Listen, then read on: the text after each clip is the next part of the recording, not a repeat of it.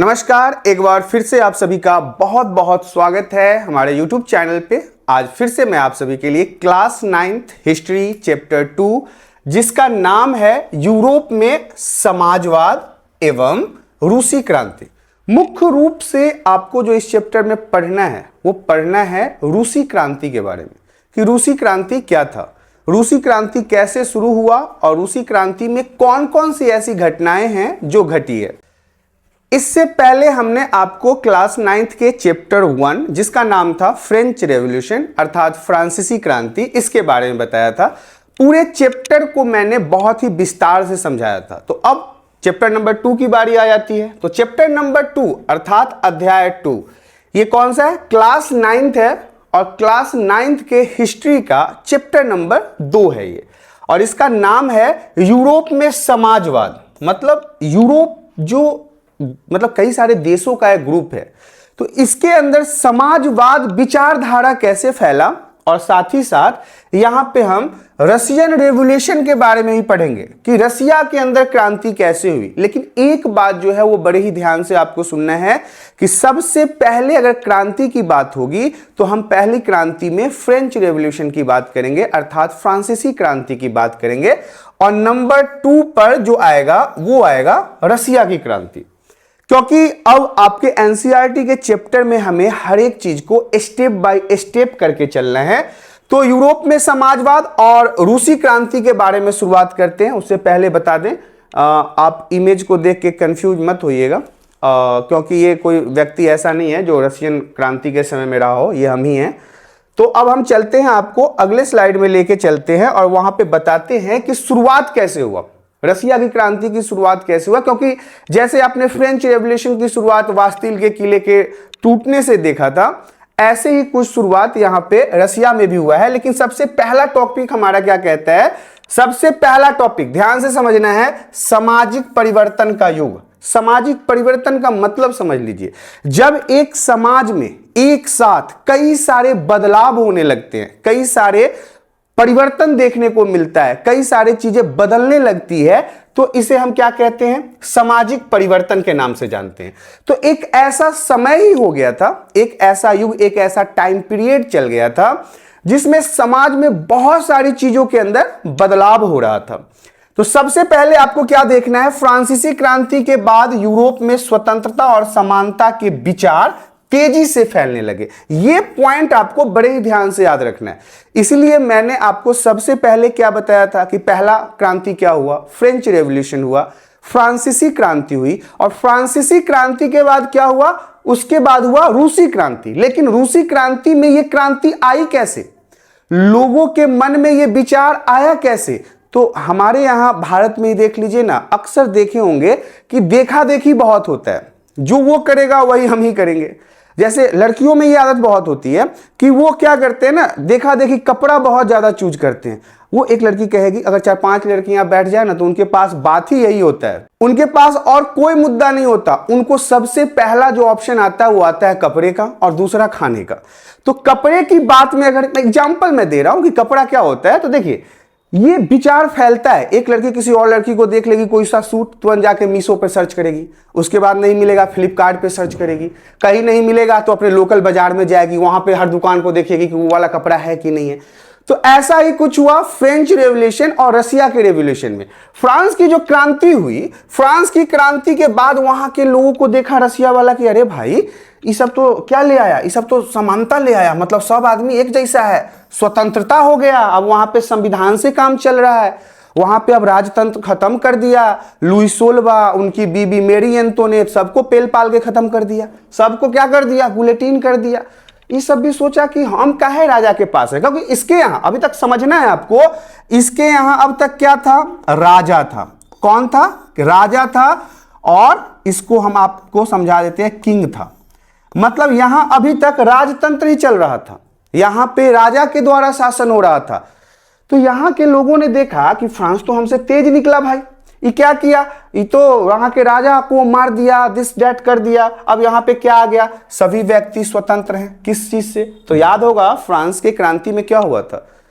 France के राजा Louis 16वें ने France की जनता को 3 अलग अलग भागों में बांट दिया था, जिसमें पहला भाग था पादरी वर्ग, दूसरा भाग था कुलीन वर्ग, और तीसरा जो था वो आम जनता, मजदूर, किसान, लेबर, जमींदार, वकील, टीचर, इन सबको उसमें ठूस दिया। यहां से इनको आजादी मिल गई। अब वहां पे क्या था, सभी एक समान थे। फ्रांस के अंदर कोई भी ऊंच नहीं था, कोई भी नीच नहीं था, कोई भी प्रथम स्टेट का नहीं था, कोई भी दूसरे स्टेट का नहीं था, कोई भी तीसरे स्टेट का नहीं था, सब एक बराबर, सब एक जनता, एक जैसा है। उसके बाद क्या हुआ, उसके विचार भी बड़े तेजी से फैलने लगे। जब ये सब चीज देखा तो उसके अड़ोसी पड़ोसी देशों में देखने लगा कि भाई ये तो ठीक है। अब रसिया के अंदर ही वहां के लोगों को भी दिमाग में सूझा कि भाई क्या करना चाहिए, ऐसा ही सिस्टम ठीक है।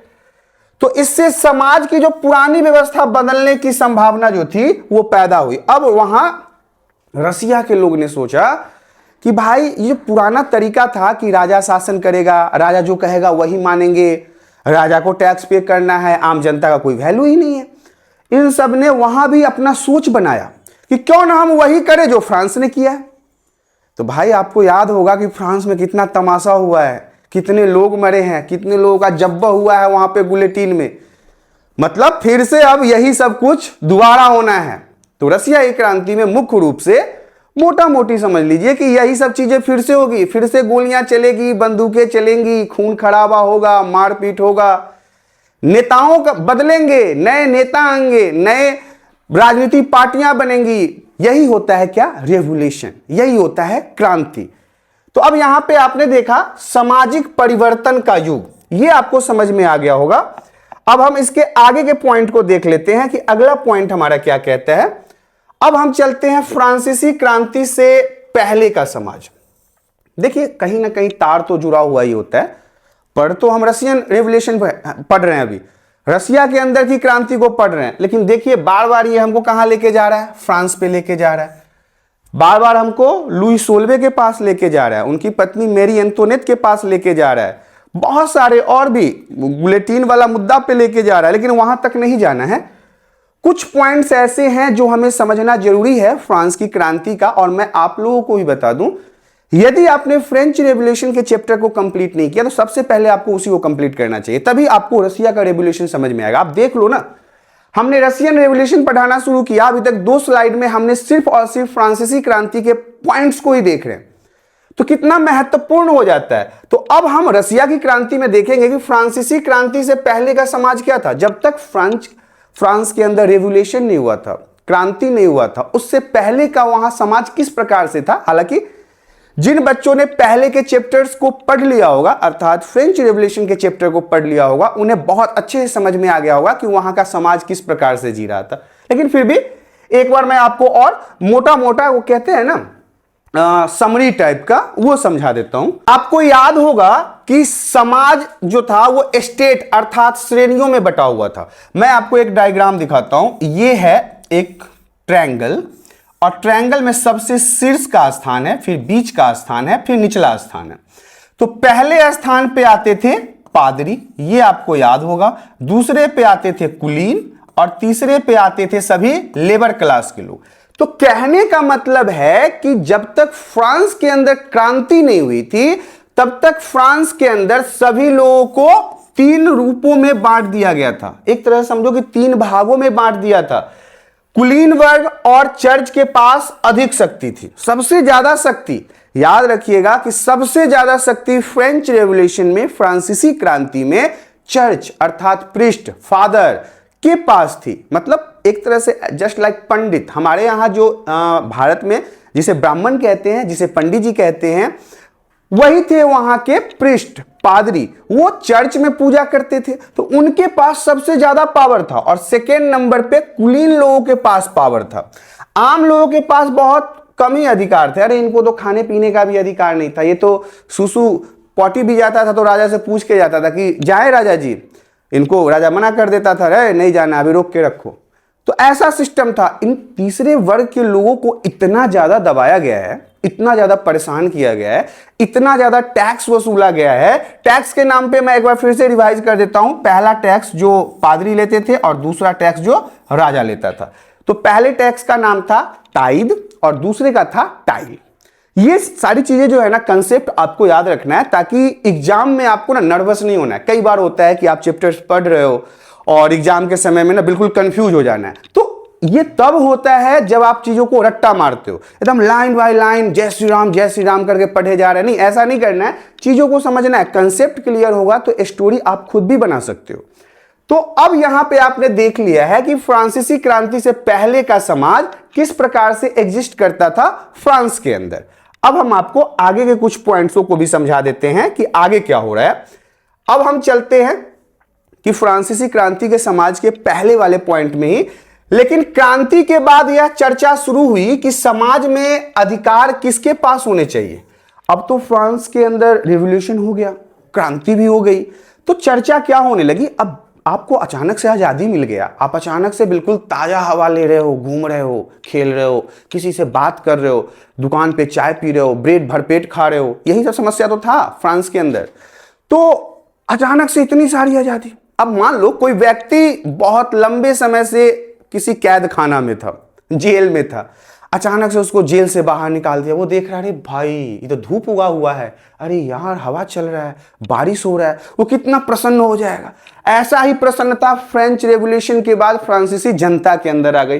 भाई अब चर्चा में आ गए, सब समाज का लोग कह रहा था भाई अब क्या करना है, अब क्या करना है। बैठ के सब आपस में बात करता था शाम के शाम कि भाई सरकार कैसे बनेगा, समानता कैसे स्थापित होगा। इन विचारों का प्रभाव केवल यूरोप में ही नहीं बल्कि अन्य देशों में भी पड़ा।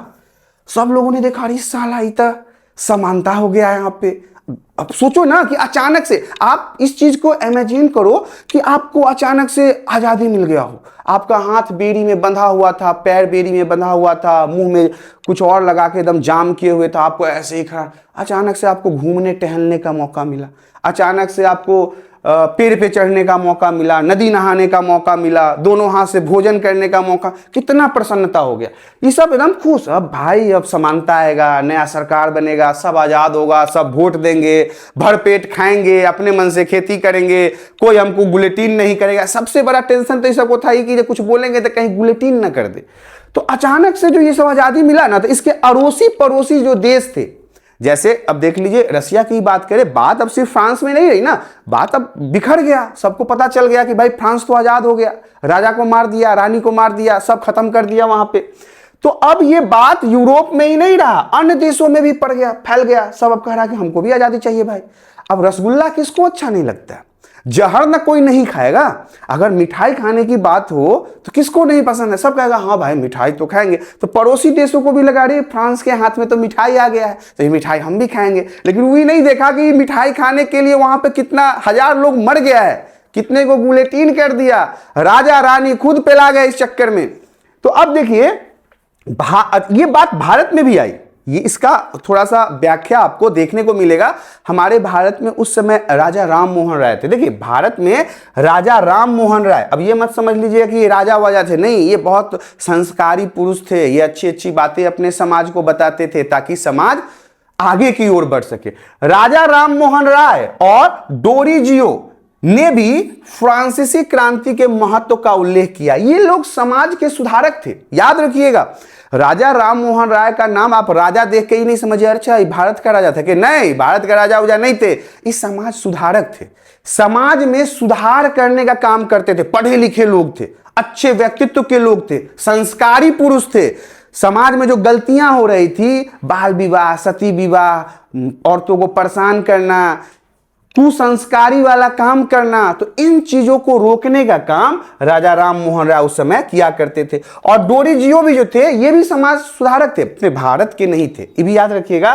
तो इन लोगों ने भी फ्रांसीसी क्रांति के महत्व का उल्लेख किया, बताया है कि भाई बहुत इंपॉर्टेंट था वो, फ्रेंच रेवोल्यूशन बहुत महत्वपूर्ण था।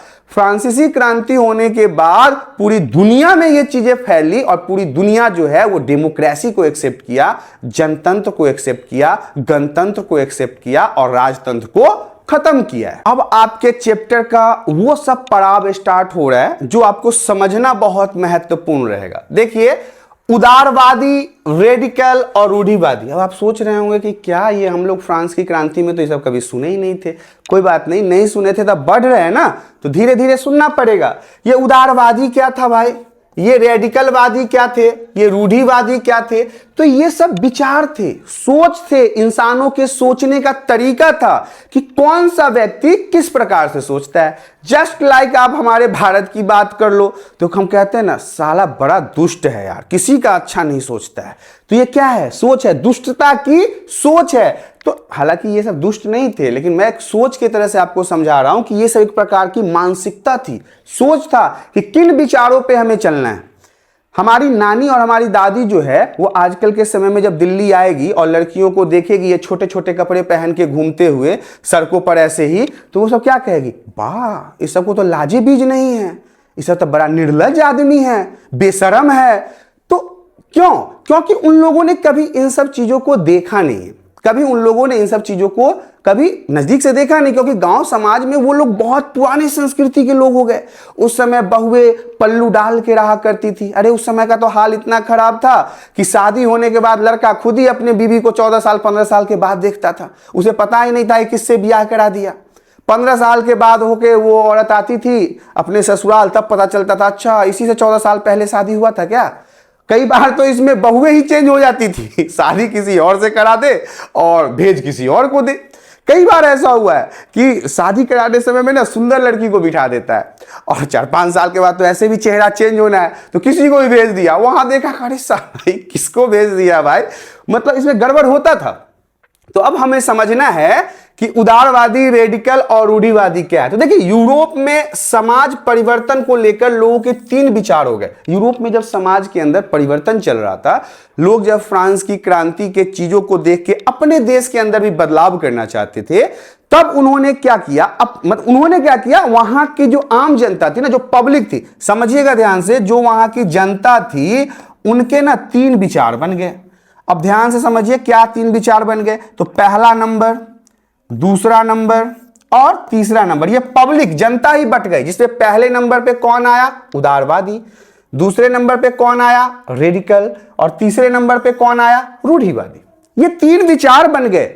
अब आपको क्या करना है? अब आपको इन्हीं तीनों विचारों के बारे में समझना है, क्योंकि अक्सर ज्यादातर हर साल एनसीईआरटी का जब फाइनल एग्जाम होता है तो उसमें इससे जुड़े हुए प्रश्न आवश्यक रूप से पूछे जाते हैं। तो अब अगले स्लाइड में हम आपको इन सभी विचारों के बारे में बता देते हैं। देखिए, सबसे पहले नंबर पे क्या आया? उदारवादी आया। सबसे पहले नंबर पे हम क्या समझेंगे? उदारवादी के बारे में समझेंगे कि उदारवादी विचारधारा था क्या, किस प्रकार की सोच थी और कौन कौन से लोग इसे फॉलो करते थे। क्योंकि जो वहां की जनता थी वो मुख्य रूप से 3 भागों में बट गई थी। उदारवादी पहले नंबर पे आता है। तो देखिए, उदारवादी लोग चाहते थे कि सभी धर्मों का सम्मान होना चाहिए। जितने भी धर्म देश के अंदर हैं, जैसे हमारे ही देश में देख लो, हिंदू, मुस्लिम, सिख, ईसाई, जैनी, बौद्धि, सभी धर्म के लोग रहते हैं और हम सभी धर्मों के लोगों का सम्मान करते हैं, सभी धर्मों का सम्मान करते हैं।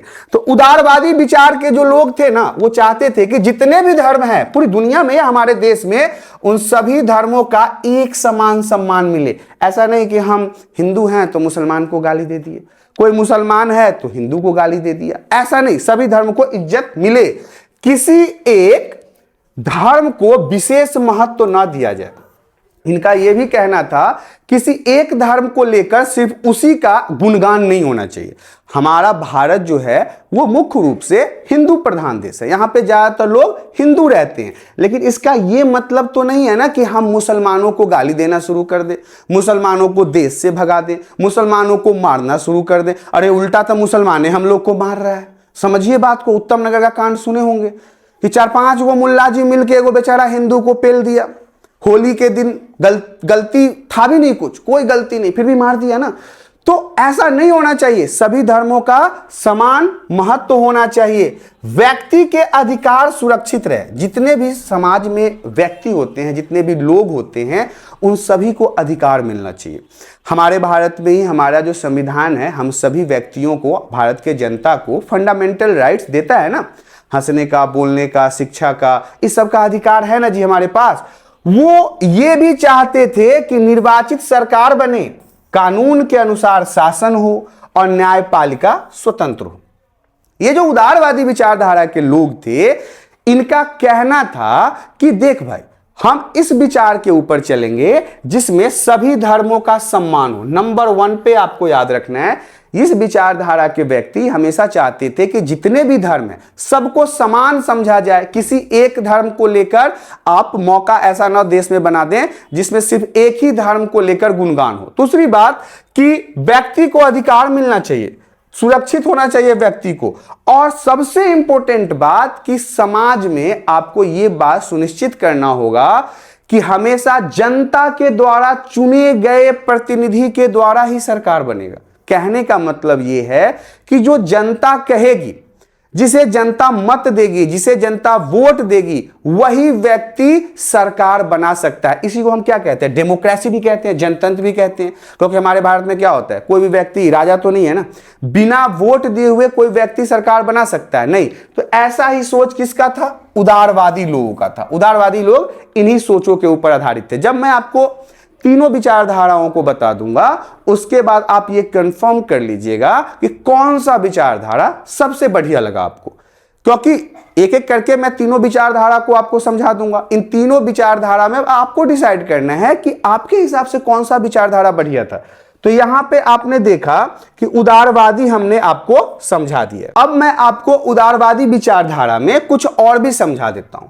लेकिन क्या था, वो सार्वभौमिक मताधिकार, सबको वोट देने के अधिकार के पक्ष में नहीं थे। सारी चीजें तो ठीक थी, लेकिन ये जो उदारवादी विचारधारा के लोग थे ना, इनका एक मिस्टेक मैं ऐसा समझता हूं कि ये इनकी गलती थी कि ये नहीं चाहते थे कि समाज में सभी व्यक्तियों को वोट अर्थात मत देने का अधिकार हो। सभी व्यक्ति वोट दे सके, मत दे सके। उनका मानना था कि केवल संपत्ति वाले लोगों को ही वोट देना चाहिए। अब आपके मन में ये विचार आ रहा होगा, साला अभी तक तो सब चीज अच्छा सुन रहे थे, बस यही बात खटक गया।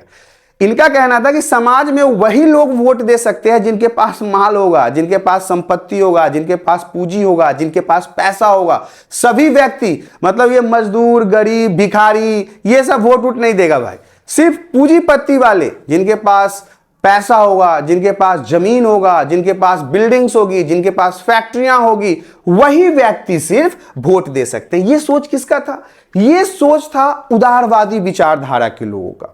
अब हम आपको अगले विचारधारा की तरफ लेके चलते हैं कि अगला विचारधारा क्या है। तो नंबर 2 पे जो है वो आता है रेडिकल। अब हम रेडिकल को भी समझ लेते हैं कि रेडिकल विचारधारा क्या है। रेडिकल विचारधारा से आप क्या समझते हैं, क्योंकि एक विचारधारा जो था उदारवादी वो आपने समझ लिया। अब नंबर 2 पे हमारा आता है रेडिकल। इसे भी समझना जरूरी है क्योंकि रेडिकल विचारधारा भी आपके एग्जाम के लिए काफी महत्वपूर्ण है। रेडिकल लोग समाज में तेज और बड़े बदलाव चाहते थे। अब भाई समाज में सभी आदमी को आप खुश नहीं रख सकते हो, ये बात तो कंफर्म है। आप अगर दाएं चलोगे तो कुछ लोग कहेगा नहीं भाई दाएं नहीं चलना चाहिए, तुम बाएं चलो। फिर आप जब बाएं चलोगे तो कोई आदमी कहेगा नहीं बाएं नहीं, तुम पीछे घूम के चलो। जब तुम पीछे घूम के चलना शुरू करोगे तो कहेगा कि ये सड़क पे चल क्यों रहे हो, तुम खेत में चलो। तो हर व्यक्ति को समाज में आप खुश नहीं रख सकते हैं। तो पहला उदारवाद सोच तो आपको समझ में आ गया। दूसरा जो विचार था वो था रेडिकल। ये जो लोग थे ना, ये चाहते थे कि समाज में भाई एकदम तेजी से बहुत बदलाव कर दो, एकदम फटाफट फैक्ट्रियां बनाओ, फटाफट नौकरी लगाओ, फटाफट गरीबी दूर करो, एकदम सब कुछ राजा फजा को हटाओ, कानून बनाओ, संविधान बनाओ और देश में एकदम लागू कर दो। लेकिन ये एक परिवार की बात थी नहीं ना, ये तो एक देश की बात थी। अचानक से आप इतना बड़ा बड़ा बदलाव करोगे तो आपका सिस्टम ही हैंग कर जाएगा, हैंग हो जाओगे। तो ये वो लोग थे जो समाज में बड़े ही तेजी से बदलाव चाहते थे। वे चाहते थे कि सरकार को बहुमत के समर्थन से चुना जाए। ये भी चीज था, रेडिकल जो विचारधारा था, इसमें जो वहां के लोग थे वो चाहते थे कि सरकार ऐसी होनी चाहिए जिसको ज्यादा से ज्यादा जनता पसंद करे। मतलब जिस व्यक्ति को अधिक से अधिक वोट मिलेगा, अधिक से अधिक मत मिलेगा, उसी व्यक्ति को सरकार में लाओ। महिलाओं को भी वोट का अधिकार मिले। हाँ, ये भी एक काम का, सब में कुछ ना कुछ अच्छाइयां और कुछ ना कुछ बुराइयां मिलेंगी। ये जो रेडिकल विचारधारा के लोग थे ये कह रहे थे भाई महिला को काहे छोड़ दिए हो, महिला को भी वोट देने का अधिकार दो ना। महिला भी मत गिराएंगी, महिला भी सरकार चुनेंगी, महिला भी नेताजी बनेंगी राबड़ी देवी की तरह। तो यहां पे इन्होंने एक बात कही कि महिलाओं को भी वोट का अधिकार मिले, बड़े जमींदारों और उद्योगपतियों को विशेष अधिकार न मिले। अब ये देख लीजिए, ये अच्छी चीजें हैं।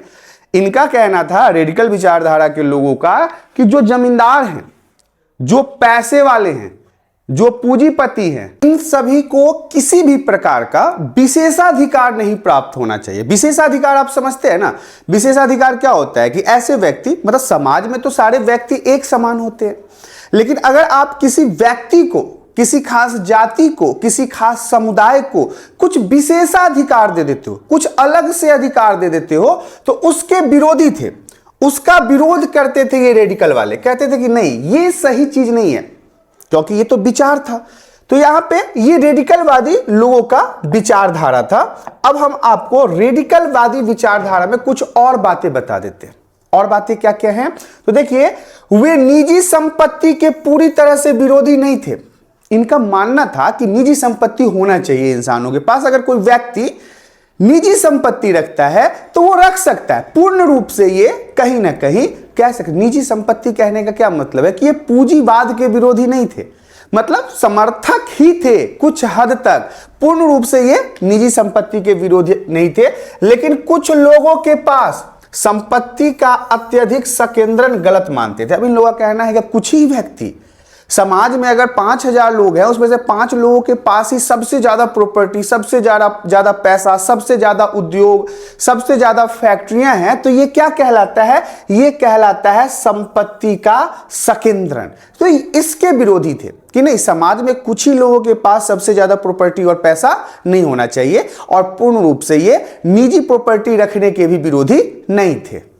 अब हम आपको लेके चलेंगे तीसरे विचारधारा की तरफ, क्योंकि पहले वाले में आपने उदारवादी विचारधारा को देखा, दूसरे वाले में आपने रेडिकल विचारधारा को देखा। अब जो हम बात करेंगे वो रूढ़िवादी विचारधारा की बात करेंगे कि आखिर रूढ़िवादी विचारधारा क्या था। हर व्यक्ति का अपना अपना सोच होता है, हर व्यक्ति अपने सोच के हिसाब से काम करता है, और समाज में आप किसी को दबा के ना उसका सोच नहीं बदल सकते, किसी व्यक्ति को डरा के ना उसके नेचर को नहीं बदल सकते हैं, उसके प्रकृति को नहीं बदल सकते हैं। तो रूस के अंदर भी उस समय 3 विचारधारा के लोग थे। पहला था उदारवादी, जिसके बारे में मैंने आपको बता दिया है। दूसरे थे रेडिकलवादी विचारधारा के लोग, उनके बारे में भी मैंने आपको बता दिया। अब हमारा तीसरा पॉइंट जो है वो कहता है रूढ़िवादी विचारधारा। तो अब हम रूढ़िवादी विचारधारा को भी देख लेते हैं कि रूढ़िवादी विचारधारा होता क्या था, किसे कहते थे। रूढ़िवादी विचारधारा की सोच रखने वाले व्यक्ति किस प्रकार के डिमांड को करते थे? तो देखिए, रूढ़िवादी लोग शुरू में बदलाव के विरोधी थे। मतलब जो रूढ़िवादी विचारधारा के लोग थे वो रसिया में क्या कह रहे थे कि भाई बदलाव नहीं होना चाहिए, ये बदलाव सही चीज नहीं है, जैसा चल रहा है वैसा ही चलने दो, हमें किसी भी प्रकार का बदलाव नहीं चाहिए। लेकिन इनके विचार में भी बदलाव हो गया। जो खुद ही समाज में किसी भी प्रकार के बदलाव को नहीं चाहते थे, उनके ही विचार में बदलाव हो गया। लेकिन बाद में क्या कहा? कौन? रूढ़िवादी विचारधारा के लोगों ने, उन्होंने माना कि कुछ परिवर्तन आवश्यक भी है। हाँ, अब इनको लगने लगा कि भाई समाज में थोड़ा सा बदलाव जरूरी है, थोड़ा सा परिवर्तन, अंतर जरूरी है। उन्होंने कहा बदलाव धीरे धीरे होना चाहिए। उन्होंने कहा करो बदलाव, तुम करो, लेकिन धीरे धीरे, स्लोली स्लोली, आराम से। ये नहीं कि रेडिकल वाले की तरह हम धुआंधार कर दो, अदल दो, बदल दो, गिरा दो, मिटा दो, सब कुछ चेंज कर दो। नहीं, इनका मानना था, किसका? रूढ़िवादी विचारधारा के लोगों का, कि बदलाव होना चाहिए लेकिन आराम से, धीरे धीरे। पहले तो ये साफ मुकर गए कि भाई बॉस नहीं होगा, बदलाव सही चीज नहीं होता है। तो धीरे धीरे बाद में इन्होंने क्या कहा कि परिवर्तन लेकिन भाई आवश्यक है, जरूरी है, बदलाव जरूरी है, लेकिन ये धीरे धीरे होना चाहिए, स्लोली स्लोली होना चाहिए, परंपराओं का सम्मान किया जाना चाहिए। इनका मानना है कि हमारी जो संस्कृति है ना, हमारी जो परंपराएं हैं, जो बहुत पहले से चलती आ रही है, उसका सम्मान होना चाहिए। ये ऐसा मानते थे कि परिवर्तन से ना संस्कृति और हमारे विचारों पर असर पड़ता है। बात हालांकि सही भी है। हम जिस प्रकार से आज मॉडर्न युग में चलते जा रहे हैं, कहां हमारा चावल दाल रोटी अब पिज्जा बर्गर मोमोस हो गया है। कहां हम लोग सुबह सूर्य के उगने से पहले उठा करते थे, अब तो हम दोपहर में जब सूर्य आधा जग के आराम करने चला जाता है तब उठते हैं। तो ये परिवर्तन से कहीं ना कहीं संस्कार पे फर्क पड़ता है, कहीं ना कहीं हमारे चलने के, जीने के, खाने के, पीने के, विचारों पे, प्रकृति पे इसका प्रभाव पड़ता है। इसलिए रूढ़िवादी क्या कहते थे कि भाई सब चीज ठीक है, बदलाव करना है करो, लेकिन धीरे धीरे करो। ये नहीं कि अचानक से धके दिया, रेलम रेल पेलम पेल कर दिया, ऐसा नहीं चलेगा भाई। परंपरा का भी ध्यान रखना है, संस्कृति का भी ध्यान रखना है। तो ये किस विचारधारा में आता है? रूढ़िवादी विचारधारा में आता है। अब रूढ़िवादी विचारधारा जो था वो सबसे लास्ट में है और इंपॉर्टेंट है। अब जो हम अगले स्लाइड में बात करने वाले हैं वो है औद्योगिक समाज और सामाजिक परिवर्तन। औद्योगिक का मतलब समझते हैं, उद्योग का मतलब समझते हैं। उद्योग का मतलब होता है फैक्ट्री लगाना, कारखाने लगाना, बड़ी बड़ी मशीनरियों के उपयोग से उत्पादन बढ़ाना, प्रोडक्शन बढ़ाना। तो यही है औद्योगिक समाज। अब औद्योगिक समाज क्या है, क्या समझते हैं आप औद्योगिक समाज से, और सामाजिक परिवर्तन से इसका क्या रिश्ता है? इन दोनों बातों को समझना जरूरी है। रसिया की क्रांति में महत्वपूर्ण स्थान रखता है, आपके एग्जाम के लिए काफी महत्वपूर्ण है। तो देखिए 19वीं सदी में यूरोप में औद्योगिक क्रांति हो चुकी थी। ध्यान से सुनना है, कब? 19वीं शताब्दी में कहां यूरोप में क्या हुआ? औद्योगिक क्रांति। औद्योगिक क्रांति बोले तो औद्योगिक क्रांति मतलब फैक्ट्री लग रहा है, कारखाने बन रहे हैं, बड़ी बड़ी मशीनें बन रही है, उत्पादन बढ़ रहा है, प्रोडक्शन बढ़ रहा है। इसी कारण से इसको क्या कहा जाता है? औद्योगिक क्रांति। उद्योग में बहुत तेजी से बढ़ाना, उद्योग में बहुत तेजी से गति आना क्या कहलाया? औद्योगिक क्रांति कहलाया। इसमें कई बड़े बड़े परिवर्तन हुए। हाँ भाई, छोटा मोटा परिवर्तन क्रांति नहीं कहलाता है। फ्रांस के क्रांति में छोटा छोटा बात हुआ था, रेलम रेल पेलम पेल हो गया, कई लोगों को गुलेटिन, राजा रानी को मार दिया, कई पृष्ठ को मार दिया, कई लोग डरे घर छोड़ के भाग गए कि भाई भाग, नहीं तो सब लाल कर देगा, मारते मारते टमाटर बना देगा। तो ये जो औद्योगिक क्रांति हुआ इसमें बहुत बड़े बड़े परिवर्तन हुए, बहुत बड़े बड़े चेंजेज हुए, बहुत बड़े बड़े बदलाव देखने को मिला। नए शहर बसने लगे। अब शहर बसाना, एक घर बसाना आज के समय में इतना मुश्किल है महंगाई के दौर में, इन लोगों ने सिटी बसा दिया। समझिए बात को। तो ये सिटी बनाना कोई नॉर्मल बात थोड़ी ना भाई। हमारे भारत में ही देख लो, जो प्रमुख शहर में आता है बेंगलोर, चेन्नई, हैदराबाद, दिल्ली, मुंबई, कोलकाता, क्या आपको लगता है कि आप ऐसे नए शहर बना सकते हैं? बना सकते हैं? नहीं ना। लेकिन जब औद्योगिक समाज और औद्योगिक क्रांति हुई तो क्या हुआ? नए नए शहर बने, कारखानों की संख्या बढ़ी, बड़ी बड़ी फैक्ट्रियां लगने लगी, कारखाने बहुत सारे लगने लगे, रेलवे का विस्तार हुआ। इन सब का लिंक कहीं ना कहीं आपस में एक दूसरे से है। जब नए शहर बसे, क्यों? क्योंकि वहां पे कारखानों का शुरुआत हुआ, कारखाने बनने शुरू हुए, और कारखानों में काम करने के लिए तो लेबर चाहिए था। तो जब लेबर जब जाके वहां पे रहना शुरू किया तो वहां पे शहर बसने लगा। अब माल का आना जाना, माल अगर आएगा तभी तो माल फैक्ट्री में बनेगा, और फिर वो बिकने भी तो जाएगा। तो उसके लिए रेलवे का विस्तार हुआ। तो यहां पे आपने औद्योगिक क्रांति को देखा है। औद्योगिक क्रांति आपके एग्जाम के लिए काफी महत्वपूर्ण है, ध्यान से समझना है। अब हम बात करेंगे मजदूरों की स्थिति। भाई तूने कारखाना लगा लिया, फैक्ट्री लगा लिया, रेल बना लिया, शहर बना लिया, उसमें लेबर का क्या हाल है भाई? मजदूर का जीवन कैसा चल रहा है, ये भी देखना जरूरी है। देखिए, औद्योगिक क्रांति के कारण या फिर औद्योगिकरण के कारण, औद्योगिकरण मतलब बहुत ज्यादा उद्योग का विकास होना, बड़ी संख्या में कारखाने लगना, उद्योग लगना। इसके कारण क्या हुआ? औद्योगिकरण के कारण पुरुष, महिलाएं और बच्चे सभी कारखानों में काम करने लगे। देखिए, पैसे की कमी तो थी ही, तो घर में एक व्यक्ति के काम करने से भोजन नहीं मिल रहा था। अब क्या हुआ? पति के साथ साथ पत्नियां भी काम करने लगी। कुछ समय तक पति और पत्नी दोनों काम की, लेकिन देखा कि फिर भी हम भरपेट नहीं खा रहे, फिर भी हमें 2 टाइम का भोजन नहीं मिल रहा है। तो क्या करे? बेचारे बच्चे भी काम पे लग गए। छोटे छोटे बच्चे मजदूरी करने लगे माता पिता के साथ। कहां पे? इन्हीं फैक्ट्रियों में, इन्हीं कारखानों में। ये कारखानों में काम करने लगे। काम के घंटे बहुत लंबे होते थे। समझने वाली बात है, ये जो फैक्ट्री के मालिक थे ये 14-14 घंटे, 15-15 घंटे मनमानी तरीकों से इन महिला, पुरुष और बच्चों के साथ मनमानी तरीकों से इनसे काम लेते थे। हार्ड वर्क करवाते थे, बहुत ज्यादा परेशान करके इनसे काम करवाया जाता था और मजदूरी बहुत कम मिलती थी। 14 घंटे काम करने के बाद एक पुरुष, महिला और बच्चे, सोचिए इतने लोगों ने 14 घंटे काम किया, फिर भी मजदूरी उनको नहीं मिल रहा है, उनको 2 वक्त का रोजी रोटी नहीं मिल रहा है, उनको भोजन में भी समस्या आ रही है। तो ये समस्याएं चल रही थी, ये स्थिति थी मजदूरों की, लेबर की स्थिति थी। बेरोजगारी आम समस्या थी, इतना काम होने के बाद भी लोग बेरोजगार थे, लोगों के पास काम नहीं हो रहा था और जिन लोगों से काम लिया जा रहा था उन लोगों से इतना ज्यादा काम लिया जा रहा था कि 24 घंटे में 15 घंटे बेचारा फैक्ट्री में है।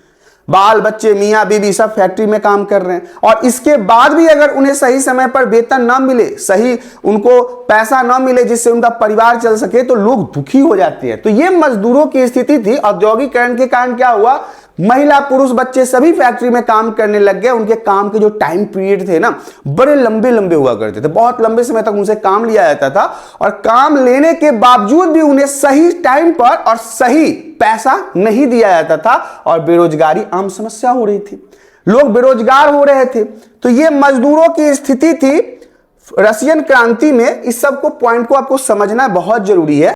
अब हम बात करेंगे कि यही समस्या शहरों में भी थी।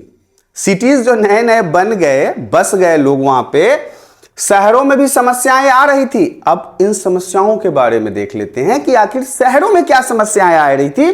तो देखिए, रहने की जगह की कमी हो गई। लोग आज भी देख लो ना, मैं दिल्ली में रहता हूं, रहने की बहुत कमी है और यहां के लोगों की मनमानी बहुत है।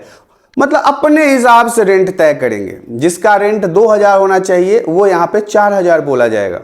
जो 10,000 का रेंट का कमरा मिलना चाहिए आपको, वो 15,000 20,000 मनमाना है। लोग यहाँ पे इतने हैं और जगह की कमी इतनी है कि यहाँ के जो लोकल लोग हैं वो मनमाने तरीकों से अपने कमरों को रेंट पे चढ़ाते हैं और गरीब मजदूर मिडिल क्लास के फैमिली के लोगों का खून चूसते हैं, क्योंकि इनके पास कोई काम नहीं है ना। इनके पास क्या काम है, कोई काम नहीं है। इनका काम है अपने बाप दादा के द्वारा बनाए गए घरों को रेंट पे चढ़ा के अपना घर का काम करना। सब पूरे दिन अपना मौज लेता रहता है इधर उधर, कोई काम धंधा नहीं, आवारा की तरह घूमता रहेगा। रेंट पे घर चढ़ा दिया, पैसे मजदूर कमा के आ रहे हैं, महीने के महीने उनको टोकन कर रहे, पैसे दे, उनका दाल रोटी चल रहा है, और क्या चाहिए इनको। तो यही हाल था कि वहां पे रहने की जगह की कमी थी, गंदगी और अस्वच्छता था। स्वच्छता नामक कोई चीज नहीं, चारों तरफ कचरा फैला हुआ है, गंदगी है, बीमारियां फैल रही है, कूड़ा है, पानी के निकासी का सिस्टम नहीं है। ये सारी चीजें वहां पे शहर में समस्या की तरह उभर के आया।